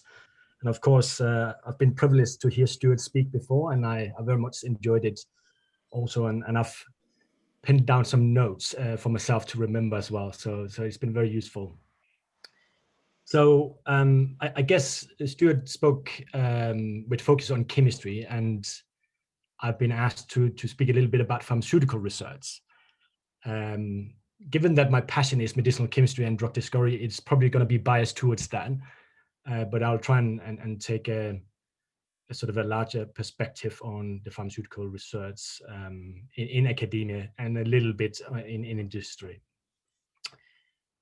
So before we start, I thought it would be useful just to get a little bit more of insight into my my background, and I've had lots of really wonderful experiences in India, and it actually started in '94 when I traveled a little bit around in North India, and there's a picture of me there with some students from a military academy near the Red Fort in New Delhi. In 1908, when I finished my degree in Denmark, I spent about 6 months in a town in Tamil Nadu called Uttamapalayam, and it's on the right-hand side, you can see over here. Beautiful little area where I really learned a lot about how it is to live in the countryside in Tamil Nadu, which was a real eye-opener actually in terms of how you teach children in primary and secondary school.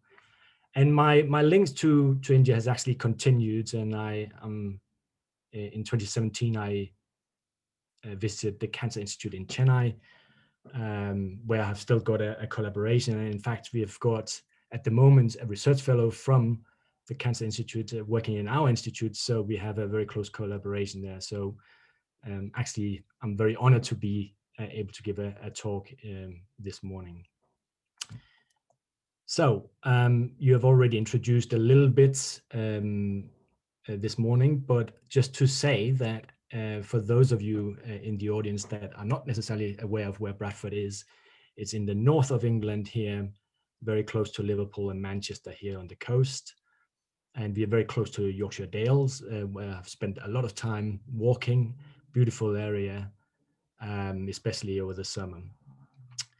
Bradford is also very known as the curry town, one of the curry towns of England. And I've, I guess, found a love for curry myself being in India, but also lived in Leicester, London, and in Bradford, where all three places have been full of great curry places. So the affinity continues there.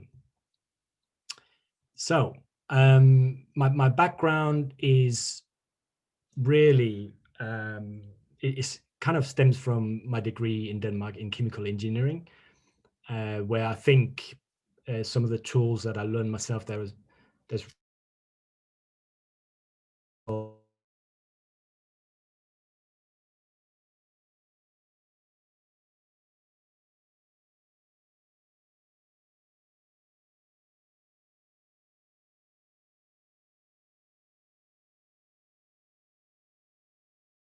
the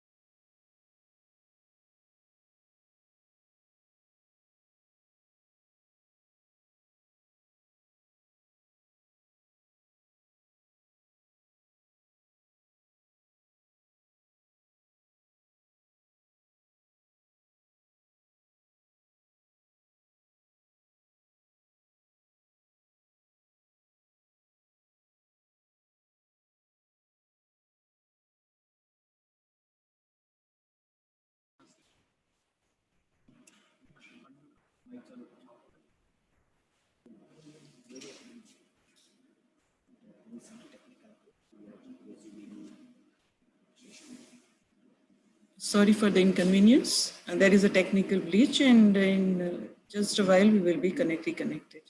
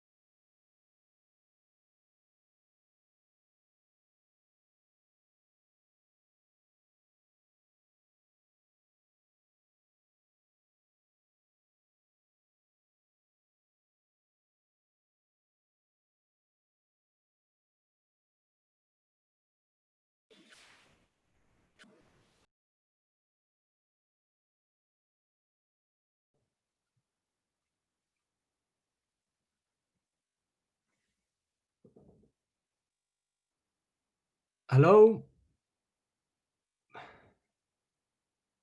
Hello?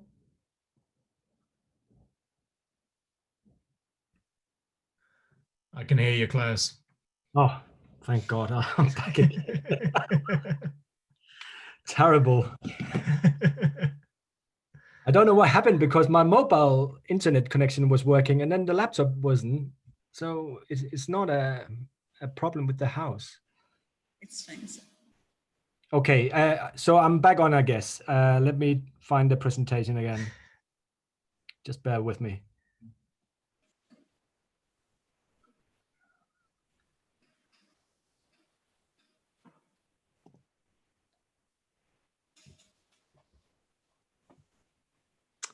Right.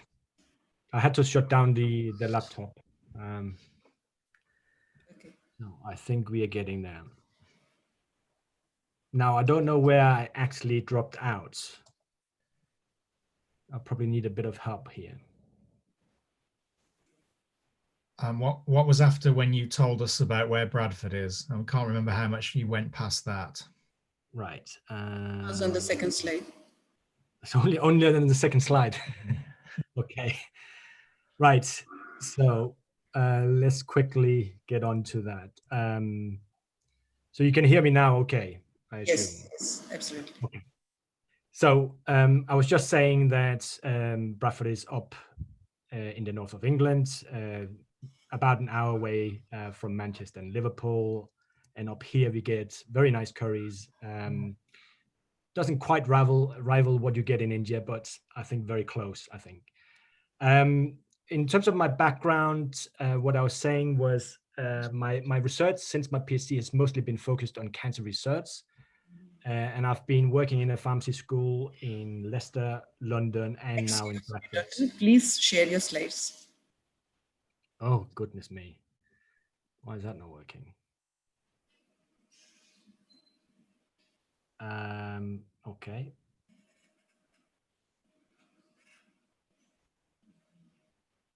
Is it working now? Yes, it is visible. So this is a little bit about the research that that our group is interested in. Now, the talk today is not really about the research that we are doing. I will touch a little bit on a couple of the things, and you will hear a little bit about a class of enzymes called aldehyde dehydrogenases that we are interested in. But I'll give a perspective of a group that have published a very nice paper on this, and put it into context of whether I think it's impacting or not. But really, just the focus of certainly a lot of the research that is going on in our institute is on drug discovery. A lot of the things we are looking at in terms of targets and pathways we want to interrupt and learn more about, it is really the chemistry disciplines that underpin and allow us to develop tools that can ask the right questions. So we have also contributed to the discussion of drug discovery. And if you're interested, there are a couple of articles here in Drug Discovery Today focused on medicinal chemistry. And again, Stuart spoke about chemistry, general chemistry, I guess, whereas we are very much focused on the medicinal chemistry discipline. And there's a book chapter here on drug discovery in the 21st century. I don't want to go through some of this, but of course, I think Stuart mentioned this as well, that no research is really novel. I think gone are the days where something completely random came out and nobody had thought about, or some really fantastic idea just revolutionized everything. So I think we are all, to some extent, doing incremental research, some more than others. But I think, as I will mention later on, I think the cost of research is certainly in drug discovery is now becoming a bit of a problem, and it's not for everybody to compete in that field. I would like to point out Paul Ehrlich, who is known as the father of chemotherapy. And I think it's quite interesting that he talked about this bullet concept about how you could, with one molecule, you could eradicate the tumor microenvironment and treat patients. And actually, he by training is an immunologist, and therefore actually the type of treatment that is now being progressed is actually in his preferred, I guess, or his educated background. So that is to some extent a full circle when it comes to his vision for chemotherapy and treatment of cancer. This is a slide I've got from the Milken Institute. I don't want to go into details of it, but I think the scientific disciplines have evolved, and the more we know about different diseases, the better we are also at developing drugs. But I also think the complexity in regard to the more information we get about disease and the complexity in terms of developing better and better drugs increases all the time. So as I mentioned, we are focused on cancer therapies, and some of the research, obviously, that I'm talking about here is on cancer drug discovery. I think some people in the audience will be very familiar with the drug design process. And I think going back to Paul Ehrlich days, was the days where a chemist could talk to a toxicologist or pharmacologist and do some research on, for example, compounds that came out of the textile industry that was particularly big in Germany, for example. And quite a few drug molecules have come out of that type of research. I think gone are the days where two people can really progress research in drug discovery and get anywhere meaningful in the short period of time. So it's really about people with expertise in different fields coming together, helping each other with their insights to the different aspects of drug discovery. And I think traditionally medicinal chemistry has been central, certainly in terms of discovering new hit compounds and lead compounds that could potentially progress into clinical trials. A lot of the research has been really driven to a large extent by total synthetic chemistry. So research has been driven by what nature has produced. And I think obviously central here is organic chemistry that has evolved immensely over a period of 50 to 60 years. We have now got millions of different types of reactions that we can use when we want to try and develop our drug candidates. This is a slide from Royal Society of Chemistry. If you're interested, you can go onto the website. It's about modern drug discovery and development. And really, I think we can categorize the discovery phase that's something that academia can do possibly even better than industry. But as we get into the development phase, so we have developed something that is very good, industry tends to take over on this side here because the cost of the research is phenomenal. And without the support and the investment from industry, no drug molecules would really be able to succeed through the different stages of the clinical trials. But I think in terms of innovation, academia is well placed to innovate, and that clearly is very important when we are talking about the impact of publications. So I think the impact in terms of academia and industry, they're different. And I'm going to give you an example of this in terms of a publication and a certain type of research in a minute or two. The research and development process, and this is sort of a classical slide. I think it changes a little bit, but just to illustrate that we need to go through thousands and thousands of compounds over a period of maybe 3 to 6 years to generate candidates that we can call lead compounds, and they may be up to 250 compounds out of 5,000 to 10,000 compounds. In fact, nowadays you probably have a stage before here, which is virtual screening. And on the computer, you can screen hundreds of thousands of compounds, if not millions, in a very short period of time. And that clearly helps us identifying better hit compounds and therefore better lead compounds. And then with the pharmaceutical industry or biotech company, you can then progress maybe a clinical candidate through the clinical trials. So in terms of numbers, you might start with 5 here and end up with 1 that is approved for clinical use. Very time-consuming process, takes up to 10 to 15 years, and is very expensive. In terms of cancer drug discovery, timeline evolution of synthetic methodologies, I think disciplines, they evolve all the time, and new knowledge evolve, and we all benefit from that, especially medicinal chemists, because medicinal chemists are the kind of people who are trained to utilize what other people have found. So basic chemistry, whether it's inorganic or organic, we can use. So I think a lot of maybe the publication that Stuart is referring to is sometimes basic research, and actually medicinal chemistry is where we apply that. So I think I certainly is very grateful for people who do the basic science. For example, we can utilize that to progress some of our drug discovery projects. So in terms of cancer, for example, the first clinical trial was actually in 1939, just before the start of the Second World War. And the first paper on that was published just after the end of the Second World War in 1946. And it was the 2 gentlemen up here, Louis Goodman and Alfred Gilman, that progressed nitrogen mustards that were actually derived from sulfate mustards that were used in nuclear weapons during the World Wars. And the nitrogen mustards were a safer way of basically treating cancers.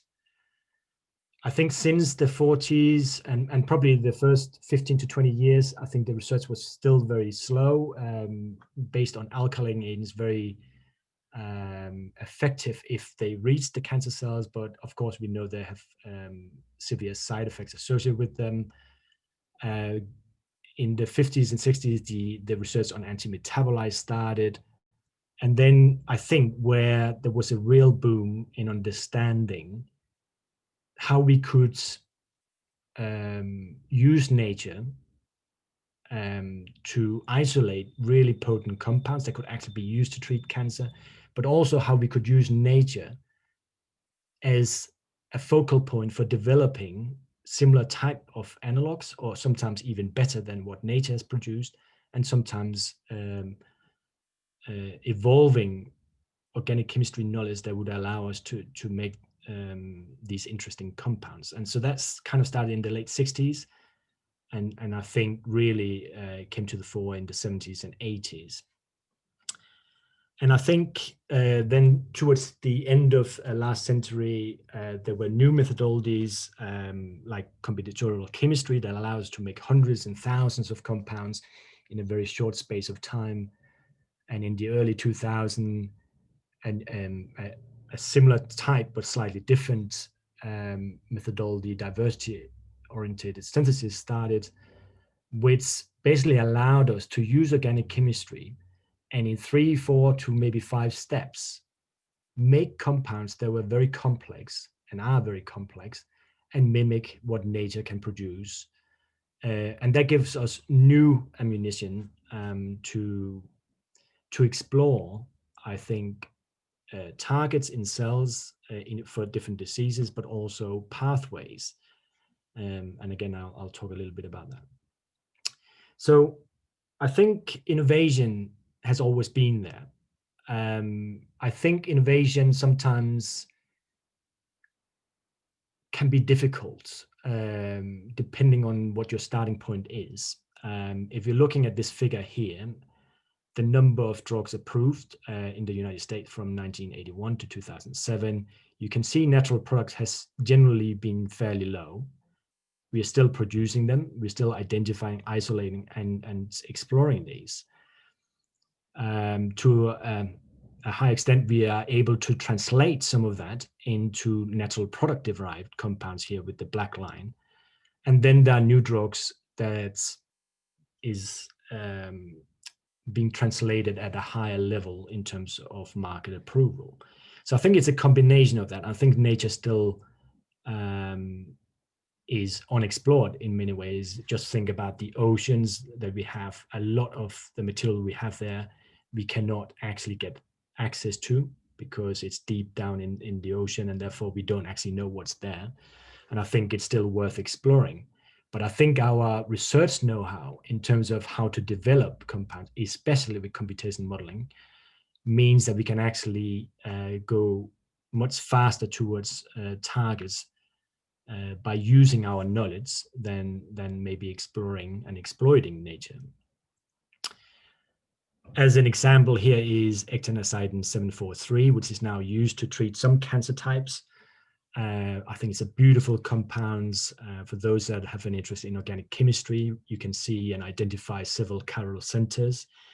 And you can probably also identify with that it's not an easy compound to synthesize. I think it takes nearly 50 synthetic steps to actually synthesize it. And when you have spent years on that, you end up with very few milligrams, which is not sufficient for clinical trials. But there is now a semi-synthetic route which allows to make the science to make the drug in fewer steps and in much less time. So back to the drug design process, and I think what I just want to highlight here is whereas traditionally medicinal chemistry has been very central, I think now actually a lot of the impact comes from early on. So it's about understanding the disease, it's about understanding the target identification, sequencing the target peptide or protein, then elucidating the structure, and you can then use computational modeling to support that aspect of it. And I think this has developed a whole bunch of new sort of types of jobs in drug discovery that really helps us speeding up the process of identifying new compounds. I don't want to go through all these in detail, just to highlight some of the computer-aided drug discovery models that you can use. And it allows us, for example, also to look at metabolism and toxicology in silico. So just on the computer, we can try and look at how compounds potentially will fail. So therefore, we can cut away some of the cost of actually exploring this in the laboratory. I think in drug discovery teams, more and more so, we need people who have a background in understanding chemistry, so chemoinformatician, but can connect the chemistry background with statistics and mathematics. And similarly, on the biological side, we need people who understand the biology, the target validation process, and will know how to connect the biology with mathematics, statistics, algorithm, programming, etc., etc. And I think, again, I think this is increasing the complexity in terms of the number of people who gets involved in the drug discovery process. But I also think this is what is exciting about it. Actually, we have now got more people with different views on how we should be doing drug discovery, and therefore not just a pharmacologist or a medicinal chemist that sort of have an opinion on this. I think actually now ideas come from many different areas, which is good. So here we've got a little cartoon, a little schematic. We've got two gentlemen there in the right-hand corner talking about Dr. Arnold Moore. And one of the gentlemen says, he's conducting an experiment to test the theory that most great scientific discoveries were hit on by accident. And I think the downside, to some extent, by actually acquiring more knowledge and the more we know, is that we get a little bit stuck in our ways of doing research. We can think of rules like Lipinski's rule of 5 that, for example, sets a certain way of a small molecule, what molecular size it should be, what the lipophilicity should be in the compound, etc. And I think that is not always helpful, although it does guarantee some level of success if you follow the rules. But we know that if we look back through the history of medicine discoveries, that actually serendipity is a big factor in some of the science that has been done and has been successful. Here's an article that's I find quite interesting from Belinda Linden. Basic blue skies research in the UK, are we losing out? And it talks about different things, especially about curiosity-driven science free from boundaries, innovative and creative research that might lead to outcomes unimagined and at the outset, and addresses fundamental curiosity-driven science. I think this goes along with some of the things that Stuart touched on, that actually innovation, curiosity, and probably what gets research scientists out of the bed, including myself, in the morning is actually that passion for doing something and trying to answer questions that mean something. I think we can all publish papers and find a way to do this. The question is it really important what we're doing? And I think sometimes we need to step outside our own little view on the world and what is important, what's not important. Ask colleagues about what do you actually think about my science. I think what Stuart was talking about in terms of submitting a manuscript, getting peer review back, and it also happens in terms of grant application when we try to get funding to employ people. I think some of the reviews that I certainly have received, and I know many other people also, is a bit hard to take at times because some is not really necessarily criticizing just the science. It's criticizing the university, it's criticizing something which is not really supported by by having such harsh opinions. I think this makes it a little bit difficult. I think in terms of the grant applications that we put in, we are very much focused, for example, in cancer drug discovery now on almost operating like a little biotech company, in that we put together a plan, some research we want to do, and we submit our grants. Peer reviewers will come back and say, yeah, this is possible because you've demonstrated this in other publications. We know that in your area you can do this and it's possible. But I think where the problem is with that is it is a model that peer reviewers and research councils or cancer charities understand. The downside is, where is this blue sky research? If you put down some interesting ideas that is not necessarily supported, I guarantee you that in 95% of the grants that you submit, you will not get funded. So how do we progress this blue skies research? And I think it's something we really need to think more about how we can do that, because I think a lot of the really great discoveries are in the blue skies research. In terms of first class in medicine, so new types of drugs, this slide is quite useful. You can see here on the left-hand side, different diseases or areas, and it's not surprising, I think, to look at some of those areas here and see where we get a lot of innovation from, because these are difficult to treat. It's perhaps a little bit surprising, something like psychiatry actually is where there's a lot of innovation. I think it's probably a sign of the times we live in, that we need more and more drugs in this area. Here's a little bit of a prediction. So this is 2024, looking at the top 10 therapy areas. And again, not to spend too much time on it, but you can see some of these areas here will remain important over the next 5 years or so and beyond. But oncology is right up here, almost isolated. I think there's partly there's a reason for this, and that is one of the problems with cancer, obviously, is that it primarily hits people, the elder generation, so from 60, 65 years and above. And as we get better and better medicine to treat lots of different diseases, it does mean that we live longer and longer and longer, and therefore potentially more people will eventually get cancer. So it's something we really need to think about here. in terms of innovation. In terms of drugs in 24, I think if you went back to maybe year 2000 or 1990 and you looked at what were the top 10 selling drugs, you'd find these would be small molecules. When you're looking at some of the newer drugs here, actually you find about 50% of them are monoclonal antibodies. So these are macromolecules and no longer requiring a medicinal chemist input, whereas the other half is still small molecules.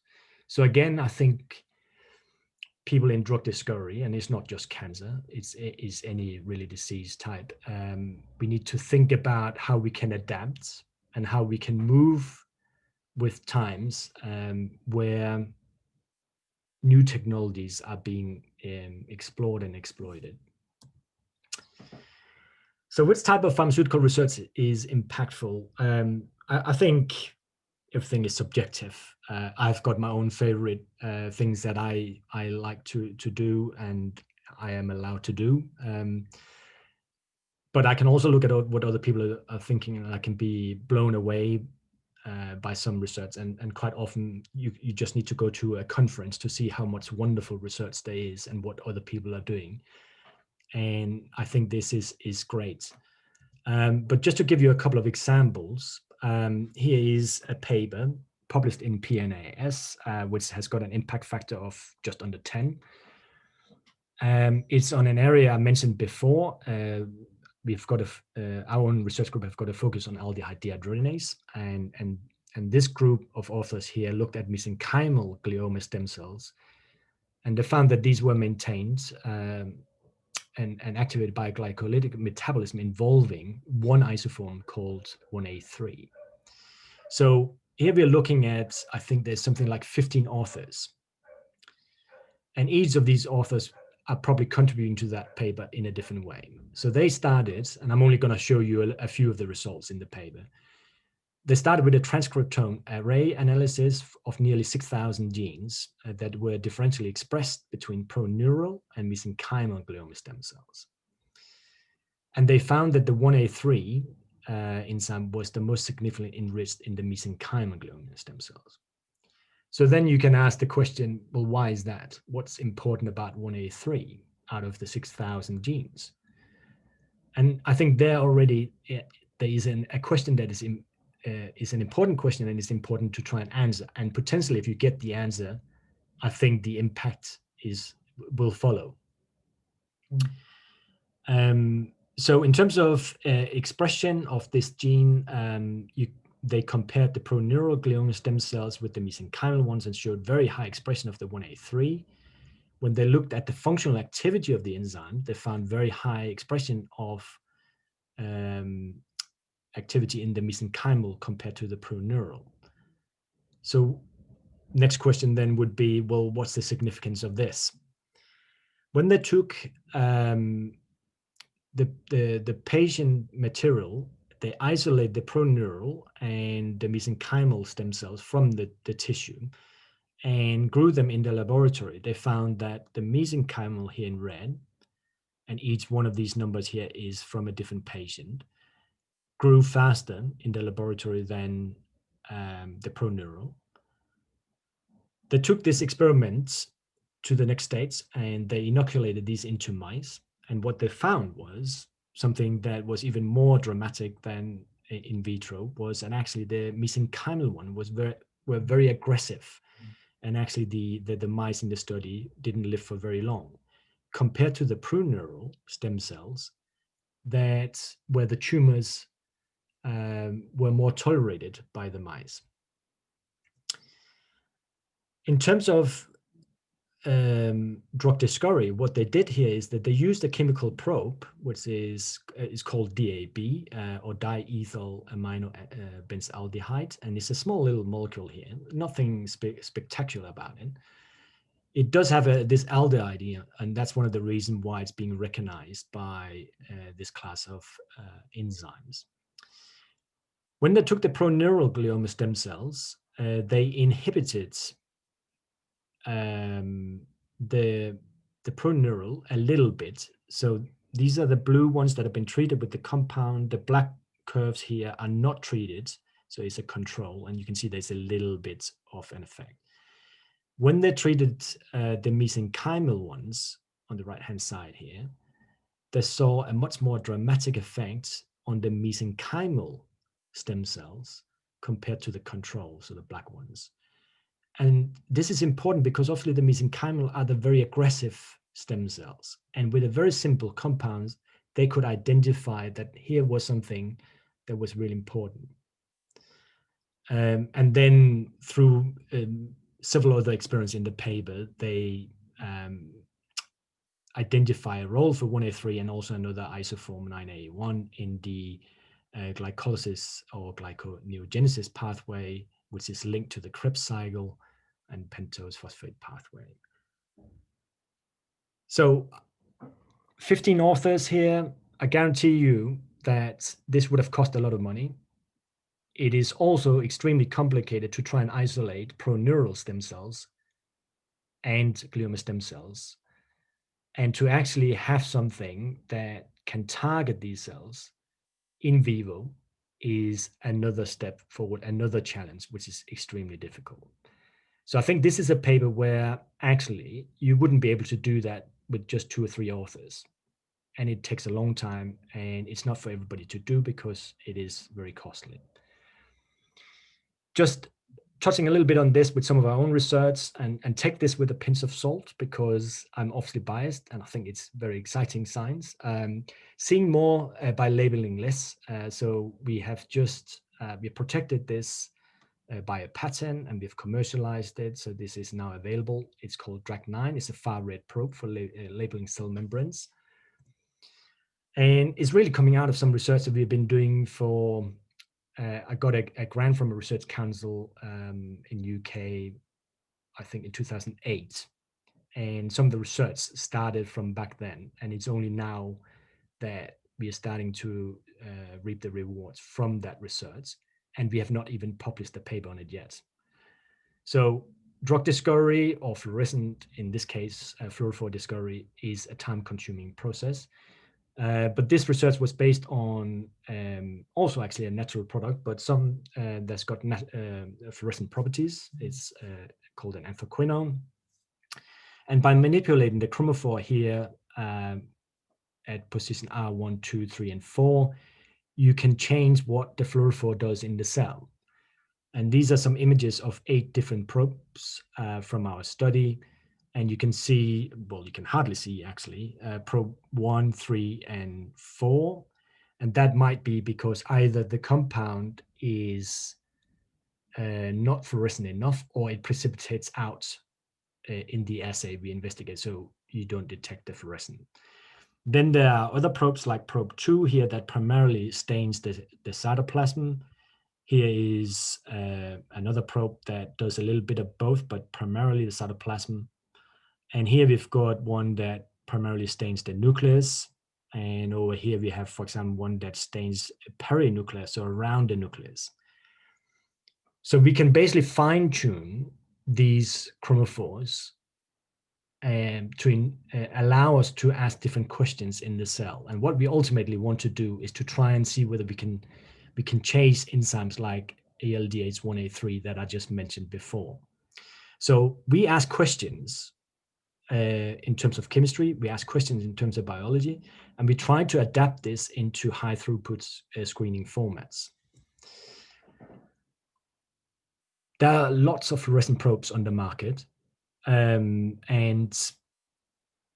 we're not trying to compete with what is already on the market. But I think what we know now and wasn't available for 20, 30 years ago is the sensitivity of the equipment. So we use confocal microscopy to track the fluorescent probes.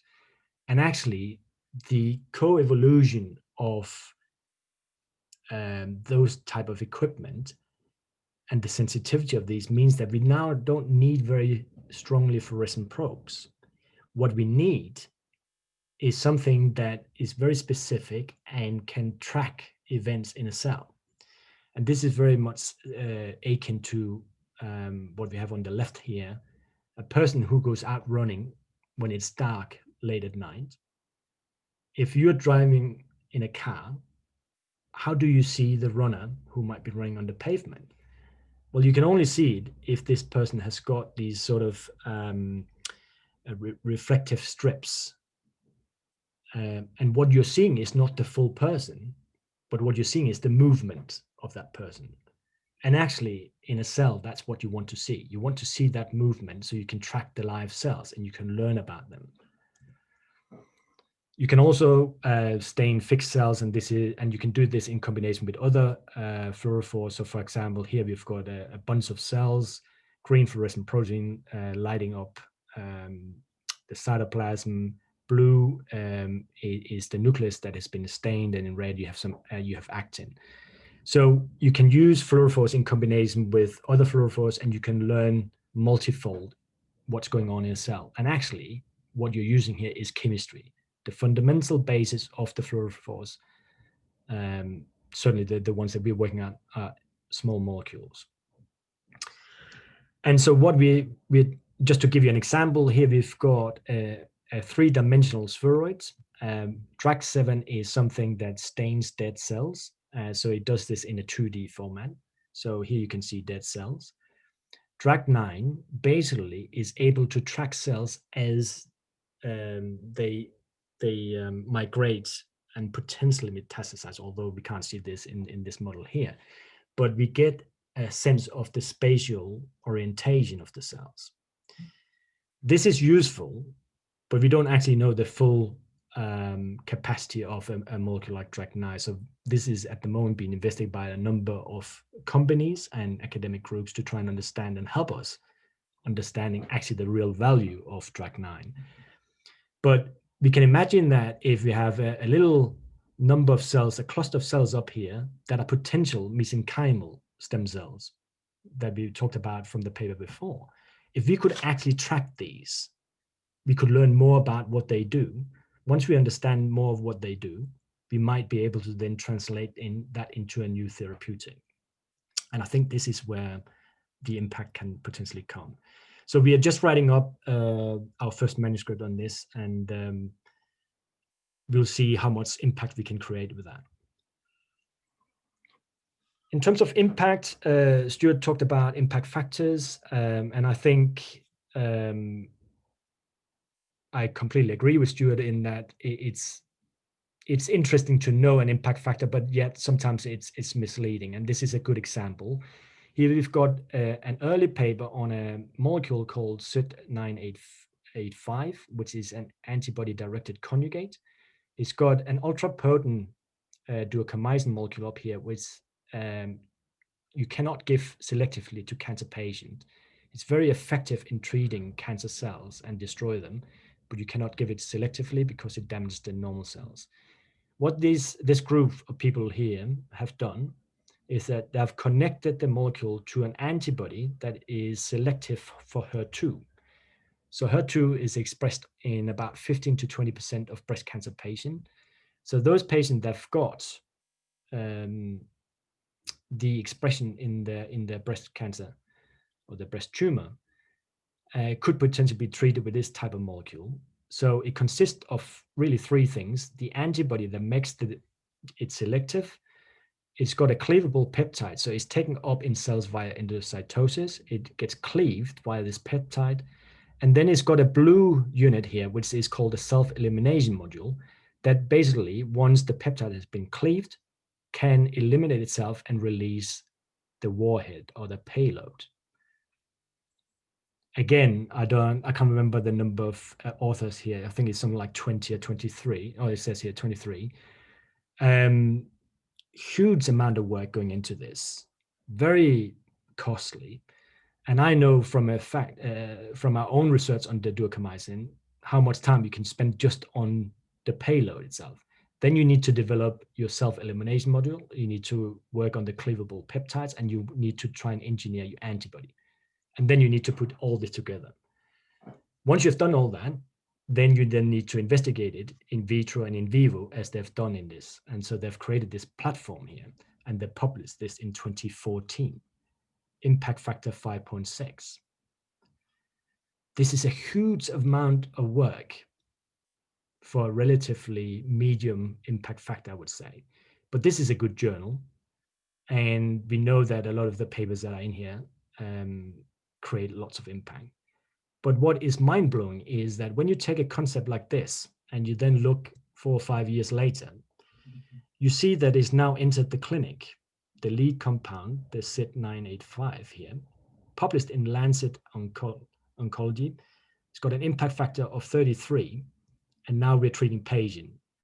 These authors here, if I'm not mistaken, are completely different to the authors up here. We are now treating patients, so the impact is all of a sudden much more important. But actually, when you think about it, where is the real innovation? Is the innovation in the clinical setting, or is it up here? So therefore, I think you've got to be careful with the impact factor scores, because actually impact innovation can be in many different journals, actually. Here's a paper from colleagues of mine in the chemistry school, and I'm showing you this. It's a very nice paper, effect of temperature on the nucleation and growth of precious metal nanocrystals, published in Angewandte, only 2 authors. And I think, as I mentioned before, this is actually, I'm very jealous of being able to do this with just 2 authors.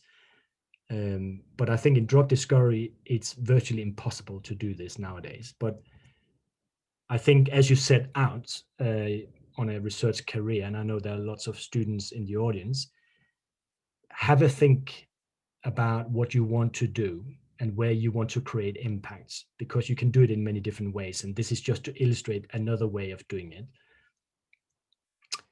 So impactful research often costs a lot of money.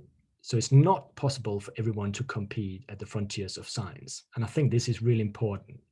When you see some of the Nature papers and the science papers, a lot of the research, certainly in cancer research and drug discovery, it doesn't come cheap. So you can have a brilliant idea, but if you don't have the funding to support it, you will need to publish somewhere else.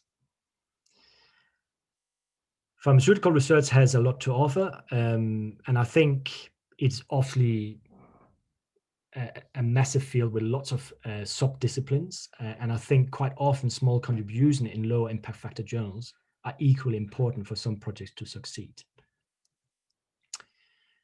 Just out of interest, I did a little search myself. I looked at Journal Citation Reports 2020 to try and get an idea of impact factor scores just by putting or searching for the word farm in the title. I came up with 191 journals, and some of these are the highest impact factor scores that I was able to find. And not surprisingly, I guess, is that the top ones are those that are publishing reviews.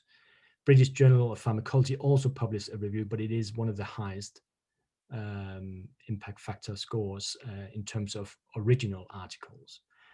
And then actually 85 to 90% of all journals have an impact factor score less than 6. And one could maybe derive a conclusion that pharmaceutical research is not very impactful. And I think we can all agree on this, that that's not the case.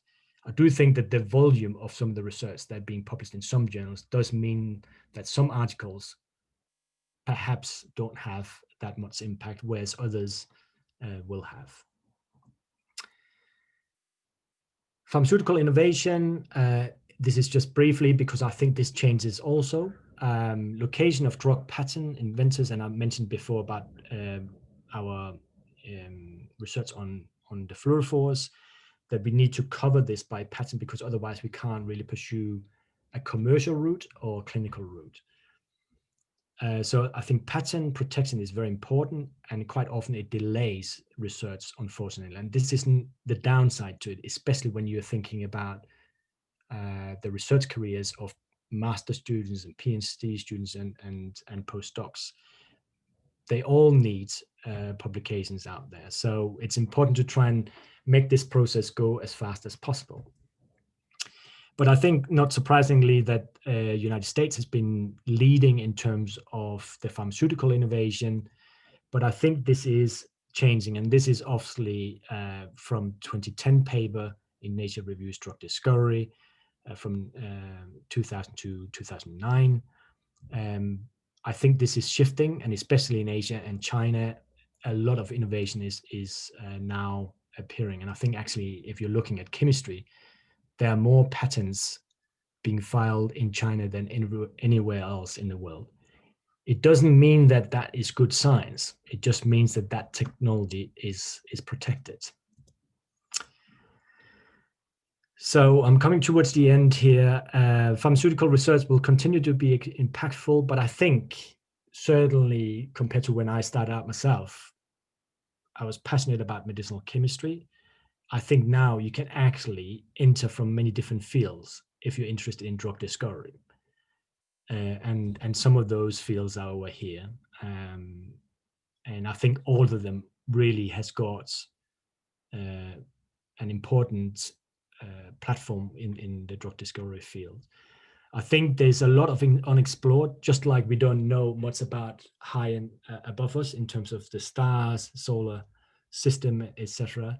We don't actually know a lot about the space in a cell, how we can use the chemical space there for biology and medicine. I think there are lots of questions that we need to answer there. So I think that the pathways of discovery is many, or they are many. And I think that the most important thing is to try and follow your passion and ask the right questions. And I think answers will come that can potentially mean impact.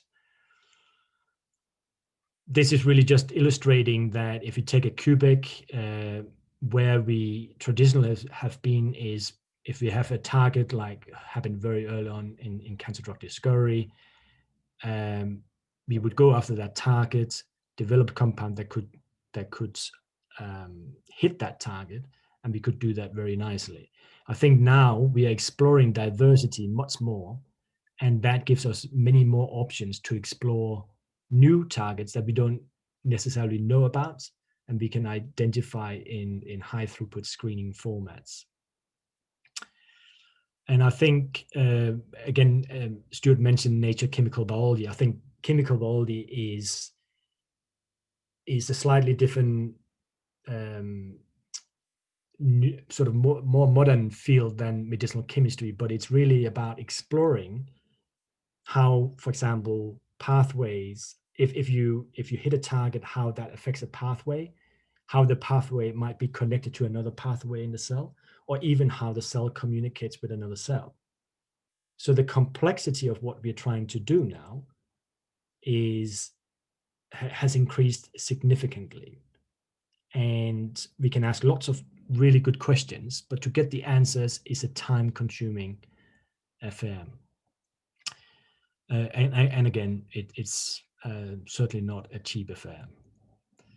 So we can connect different fields, systems biology, chemical biology, getting biological fingerprints. And actually, we are now getting into an area where actually people who are studying undergraduate degrees with a focus on biochemistry or biology have strength that people who get, come into a research career with a chemical background, where they have got strength that they can contribute to the drug discovery. And I think are able to come up with often better ideas in terms of new types of drugs that we can potentially invent. This slide here just shows you 3 different ways you can explore targets in a cell. So you can use sort of the classical sRNA, so you can knock down a target that might be important. You can ask questions about it. You can use CRISPR technology that over the past 10 years has almost become a routine technology when you're asking questions about the importance of something in a cell. So you can knock out a target completely and you can see what happens in the cell afterwards. Or you can use small molecules that actually has got the advantage of being dynamic. So you can develop small molecules that are covalent binding or non-covalent binding, and you can try and probe that target in a dynamic fashion. So you get a sort of a live version of what's going on. Here's another area I think is interesting and has been around for some time, actually, by synthetic engineering. And you can use this in a sort of high screen format as well, and used in combination with synthetic chemistry to make complicated compounds. And as an example, here's surfactant, where if you understand the genome, you can actually edit in the genome, and you can then produce different amino acids that eventually you can use to form different analogs of surfactant. You can use, or you can edit genomes, for example, to produce natural products that are extremely potent, like tumamycin, sibiromycin, by editing again, and here shown in color formation, that if you edit in the green sequence here, you're going to edit or manipulate this part of the compound. So whereas before, only really the organic chemist knew how to modulate a natural product, make it different, making analogs, we can now use biosynthetic analogs to do that. And this is, for example, research that's been published in this journal here with an impact factor of 4. I think this is hugely exciting research, and yet the impact factor score is relatively low. Here is another paper on biosynthetic engineering, looking at something that's been very hot in cancer drug discovery for the past 20 years or so, HSP90 inhibitors. And they used biosynthetic engineering to make analogs, and they reduced the sort of prototype compound from 240 nanomolar in potency down to 3 nanomolar, and was published in Journal of Medicinal Chemistry with an impact factor of 6.2. And I think here, just a slide just to show again different scientific areas, chemistry, biology, and engineering. If you combine these, you start creating innovation. And I think, again, impact will follow. So I think we all need to think beyond our own little expertise field, but there are only so many hours in the day, so we can't do it ourselves. But what we can do is we can collaborate. We can collaborate with other universities or industry, and I think we can work together to address some of the questions and get answers. Coming closer to Nature for Impact publications. So here is one of my fellow countrymen, who obviously is no longer with us, Niels Bohr, who said, prediction is very difficult, especially about the future. Or Sir Karl Popper, who obviously is known to the UK audience in here, who said about the future that, I can actually not read it, the future is uncertain. The more discoveries are made, the more uncertain the future is. Now, this is food for thought, I think, and something we all should consider. So I think pharmaceutical research has many phases, but ultimately high quality research is driven by asking good questions and should not be driven by a focus on journal impact factors. I think Stuart mentioned this, of course, when you're trying to go through a career progression in academia, unfortunately, this is being looked at to some extent. So drug discovery, medicine, and future research, just very briefly, we have made huge strides, for example, in cancer. The 5-year survival rates of the 4 major cancer types, prostate, lung, breast, and colon, we are improving on, as you can see here. Sadly, we have not been able to do much about lung cancer yet. And a lot of this obviously is linked to smoking. So if we actually stop smoking, you would actually see already we would have improved in not having that cancer disease. Childhood cancers is one of those areas, thankfully, that we have seen much better treatment options for, and we understand the disease is much better, which is great. Here is a prognosis of 5-year survival rate, male and female, and I've just picked out the pancreas. So pancreatic cancer is one of those that we find very difficult to treat. The 5-year survival prognosis is well, in 2008 here, it's about 6%. So we need to go up almost to the end of this century here to be able to have something that is ready for us to treat pancreatic cancer, to obtain a 5-year survival rate that is in line with the other cancer diseases. But of course, what we don't know with any of the cancer diseases is, will new resistant forms arise from those as we treat them? Last, I think this is the last slide. I might have gone a little bit over time. I do apologize for that. So this is a Guardian article. Medicine will not only make us live longer, but live better. And this is obviously great news to us all. In the article, I think there are 3 examples mentioned. So here, the first example, 2 sisters in their early 20s had their stomachs removed to protect them against a genetic stomach cancer that had prematurely killed their father, grandmother, and cousin. Example 2, 2 London hospitals announced that they were to begin treating heart attack patients by injecting the organ with stem cells taken from their own bone marrow in the hope that they would repair the damage to the heart and prevent heart failure. And example 3, British scientist has successfully grown a laboratory liver from stem cells in a move that would revolutionize transport surgery. All these are fantastic moves and shows the power of science. And I think at the start of the 19th century, we would have expected to live about 40. Now we can expect to live about 75 years as a man and 80 as a woman. And in the article, I think it's speculated that the retirement age could reach more than 80 by 2050. Now, here is where I think we need to start thinking about actually science and the impact on the planet.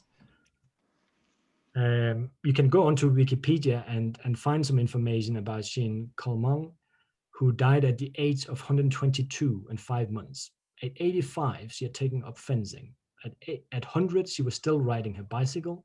She lived on her own until 110, and at 140 took on her first acting role in the film Vincent and Me.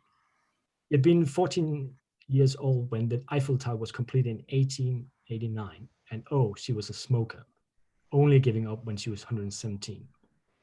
Perhaps in 50 to 100 years' time, this will not seem like such a remarkable story. So, I think we can agree that pharmaceutical research is impactful. It touches the lives of everybody on the planet.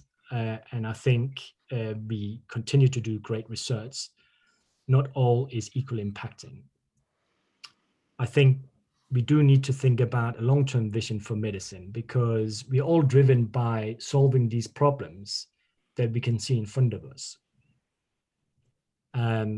Should we maybe think about other ways of doing it? So here we've got an obese patient coming into the local GP, and he says, "I'm worried that healthcare has become too impersonal, doc."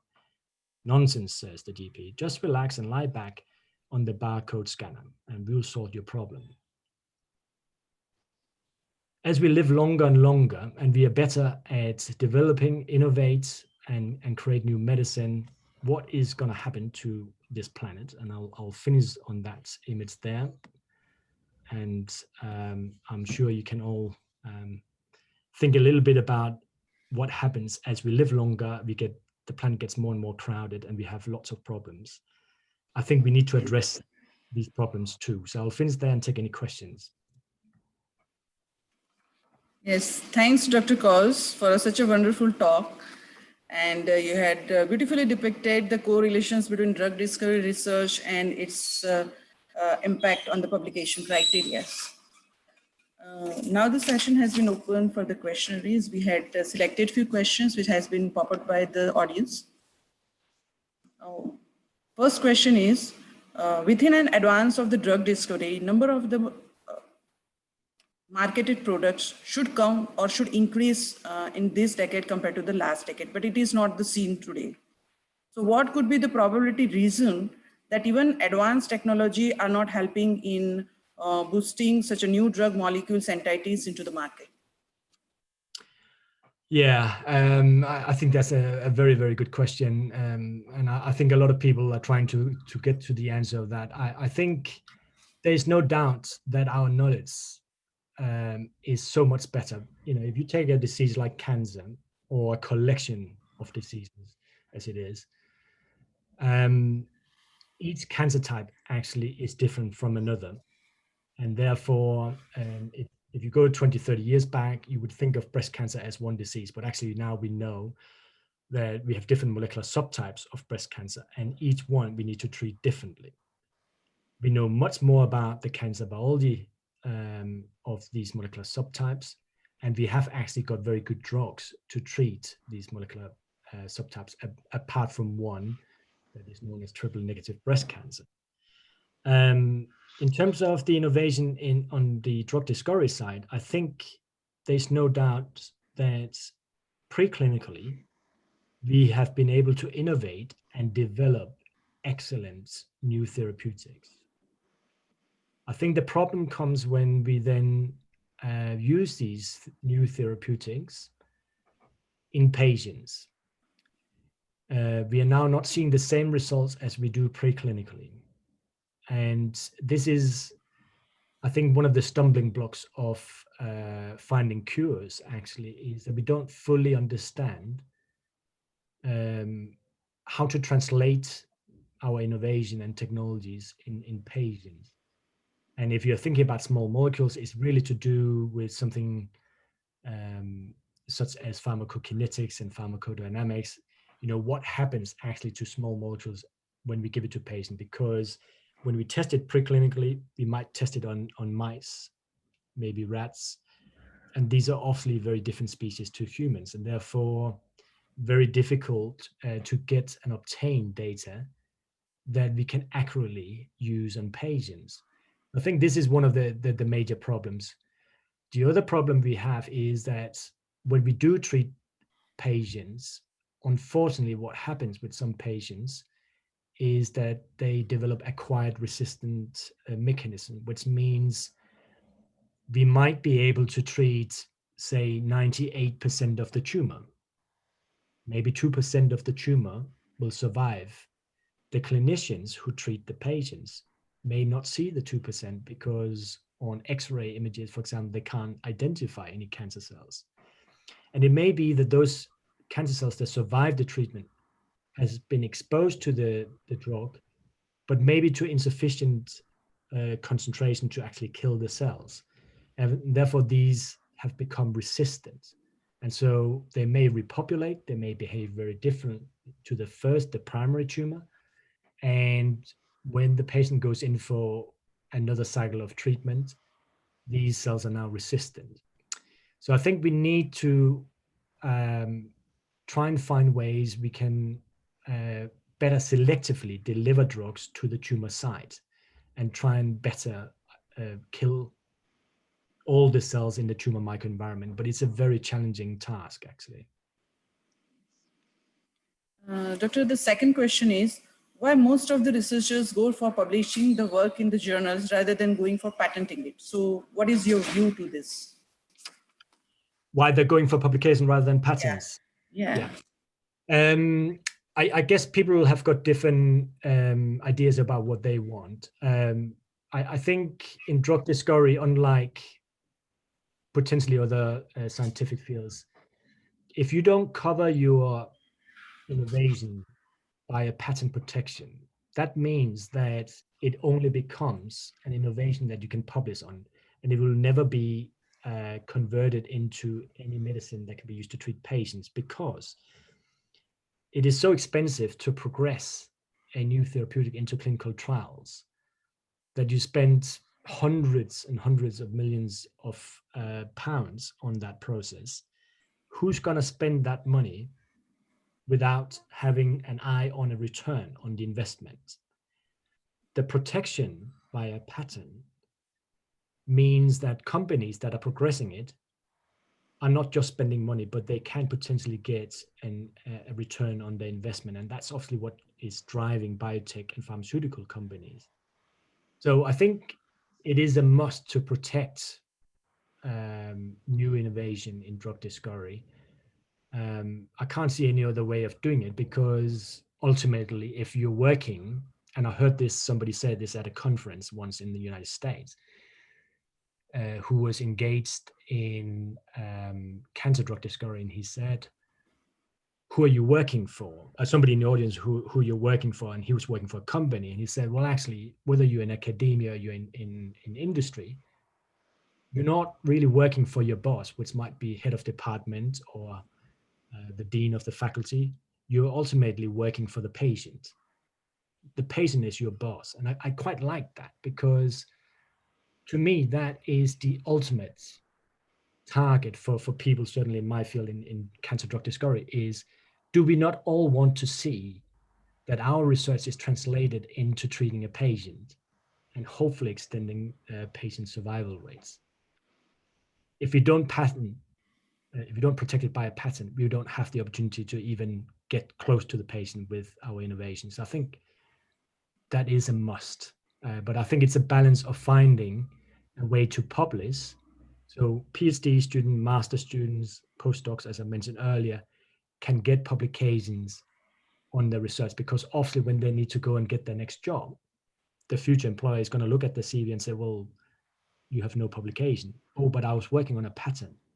And that is that's very difficult to convince a future employer that this person is actually very good. You can write a strong reference letter, but I think having publication on your CV is very important.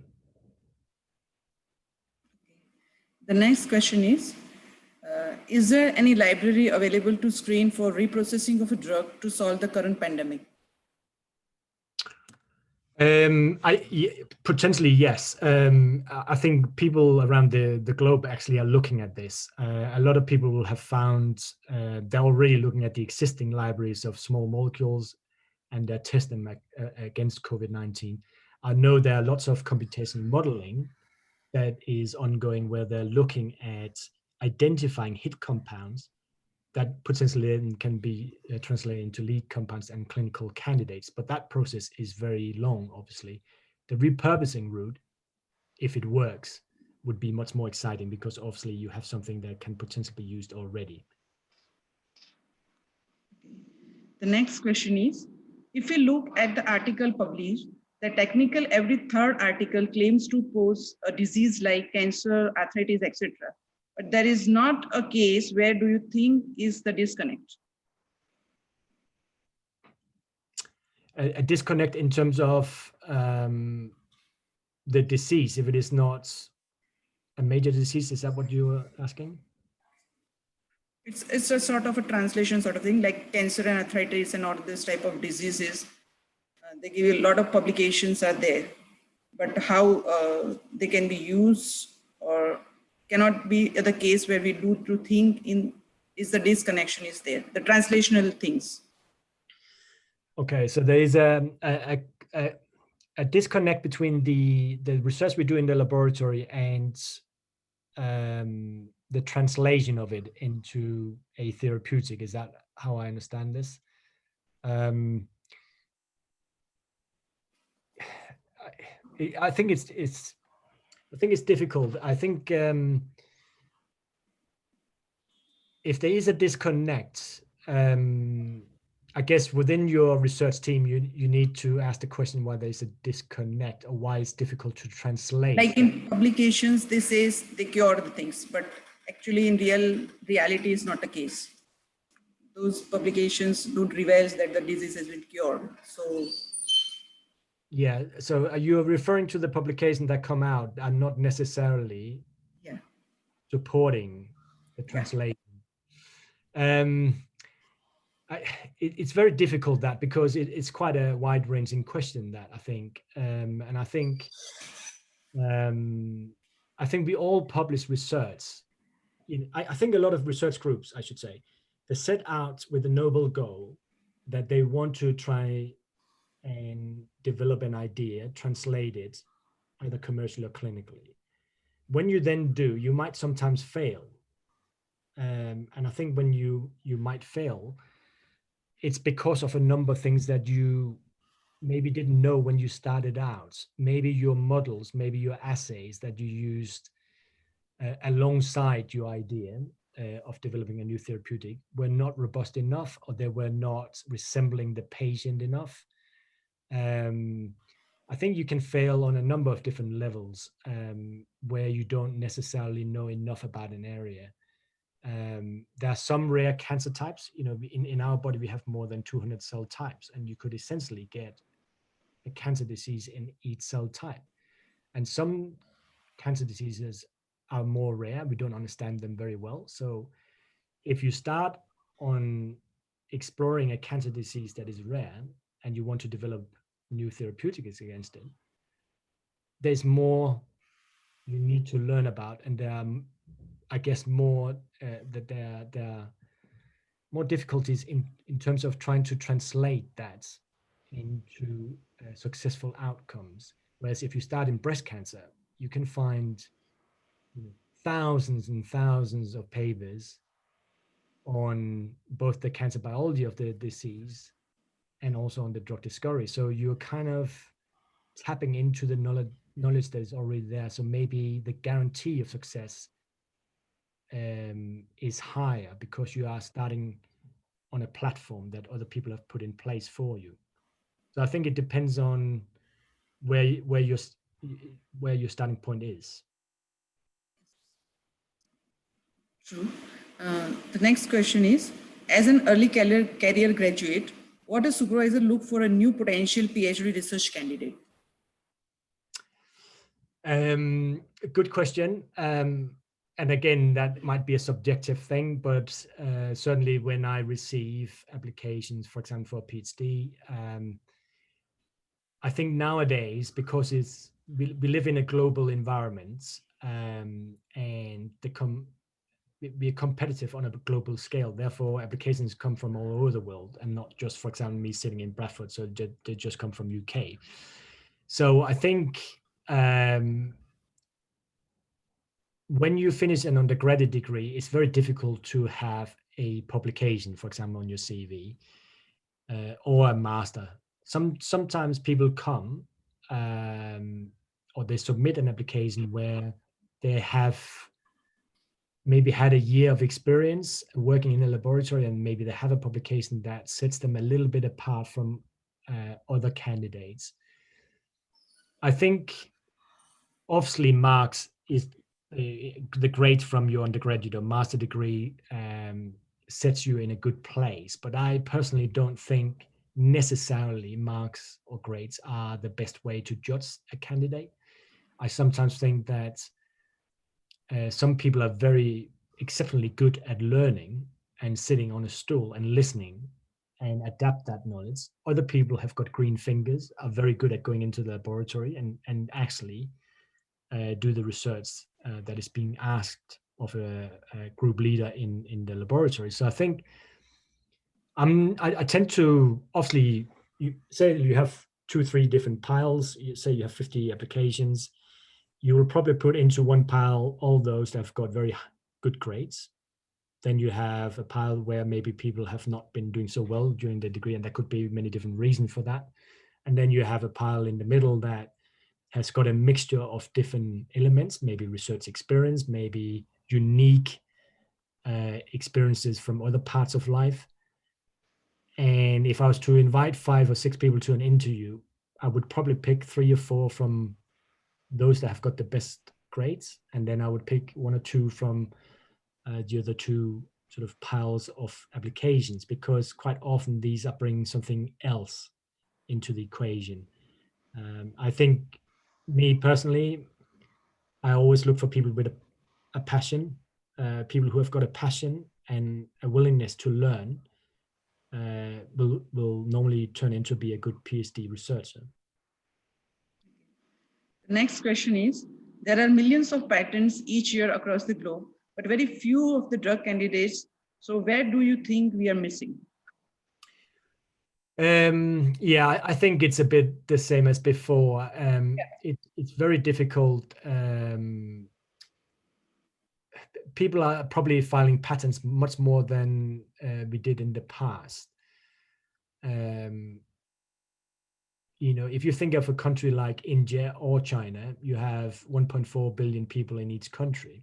And in itself, if you have a patent that just covers, for example, India, China, well, in that case, you have already something that is worth protecting. I think there's probably too many patents being filed these days, but I think there's not really any other way you can do it. I know there are some open source consortiums, for example, in drug discovery, where people are not protecting anything, and they're simply doing it to advance science very quickly. And I really like that model. But it's more difficult to see how you can translate that research without patent protection into medicine to treat patients. As I said before, the cost of progressing medicine in clinical trials is huge, you know, and with no return for pharmaceutical companies, I can't see how that works. I think a lot of things are being protected by patent that is not really, or is too far away from being commercially or clinically exploited. And maybe the failure rate is high because of that. If that answered your question. The final and the last questions has just popped up. Mr. Sachin has been told that what is the basic difference between fluorescent probe and the fluorescent dots, just related to your research? It's really just the fundamental research idea, I guess. I say fluorescent probes sort of in a generic term, because actually a fluorescent probe could be a fluorescent dot as well. It's really something that you use to probe. If you go into a biological context, you know, cells. So you want to map something out in a cell, whether that is a target, it's a pathway, or it's a cell-to-cell communication. You can do it with both, but it's slightly different technologies, obviously. But you're trying ultimately to image an event in a cell that you want to learn more about, which could potentially be a biomarker of a disease. That could help clinicians identifying maybe, for example, cancer at an earlier stage.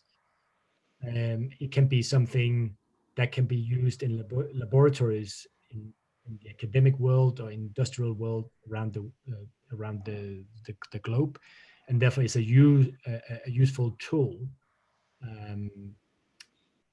that can help people progress their projects. So I think they're just different techniques, really. Thanks, Dr. Claus, for such a wonderful and informative questionnaire session. I now may just request Dr. Tekade just to share for the further proceedings.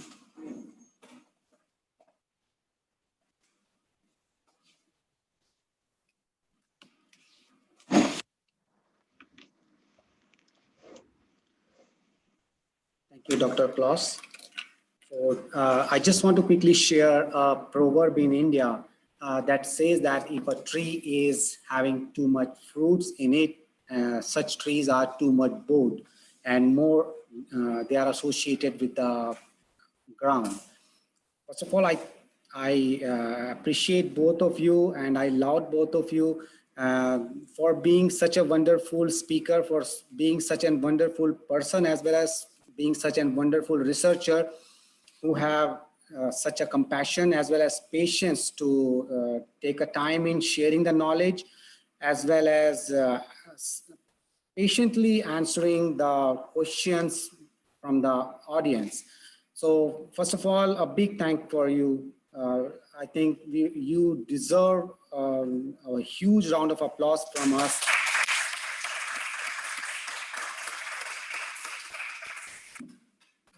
I must say a very, very big thank to Stuart and Claus for accepting our invitation as well as being a part of this webinar. I thank both of you for sparing your time and being with us today from your extremely busy schedule. I thank both of you for being so constructive in your dialogue and discussions. Thank both of you for your contribution in knowledge building as well as for your valuable time. I request once again everyone to please salute both the speakers for their time and huge round of applause. Once again, guys, thank you. Thank you very much. I humbly thank Professor Kiran Kalia, Director NIPER-Ahmedabad, for her assurances, support, as well as for her guidance while we are organizing this webinar. I would also like to thank the participants for patiently attending the webinar, as well as putting forward worthy questions that literally gave life to this webinar. I also would like to thank those participants who are attending the webinar through various platforms like YouTube or Facebook, as well as giving their valuable and constructive comments therein. So to those participants, I would like to express that we have tried our best to host you the best. So, and we have also tried our best to make most of your time, and I hope you all might have enjoyed the talk by the eminent speakers. I also would like to thank Ms. Rajeshwari Rathore for helping management preparation of this webinar, as well as would like to thank Ashish for taking care of the logistics. As I said that today we have broadcasted our webinar in different platforms like YouTube, Facebook, as well as we were live here on Zoom too. I thank Nimit, Surya, Haripriya, Havish, Shreya for their help in assimilating questions from the participants across various platforms. With this, I would like to seek permission from the eminent speakers if we can see off for the today. Do you have any questions or suggestions or any words for us, Claus or Stuart? Any suggestion, any words for us? Thank you very much, Rakesh. I don't know whether I've got any questions. I very much enjoyed the morning. I do apologize for my technical issues early on. I'm not sure what the problem was, because my mobile internet connection was working, but not the laptop. And I also apologize. I think I went over time, but hopefully you found it stimulating. And in addition to Stuart's brilliant talk on how to publish papers, I guess. And thank you also just for the kind introduction, and your little video to start with was very informative, and I think there were a lot of exciting things going on there, and perhaps we can speak about that on another time, and maybe have a discussion on some of the research you're doing. But I don't have any questions. Let me just echo what Klaus said. I think, well, I really enjoyed Klaus's talk as well. I really like the cartoons you have in there, Klaus. And I never knew the first clinical trial was just before World War II. That's fascinating. Yeah.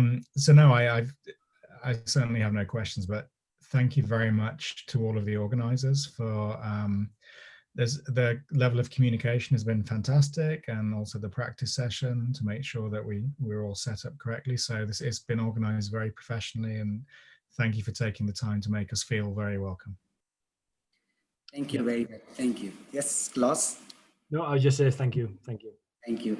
Thank you. So as Professor Kiran Kalia extended the invitation, I would like to echo the same and would like to welcome both of you. When you happen to be in India, probably after the ongoing pandemic, please do consider visiting NIPER-Ahmedabad sometime.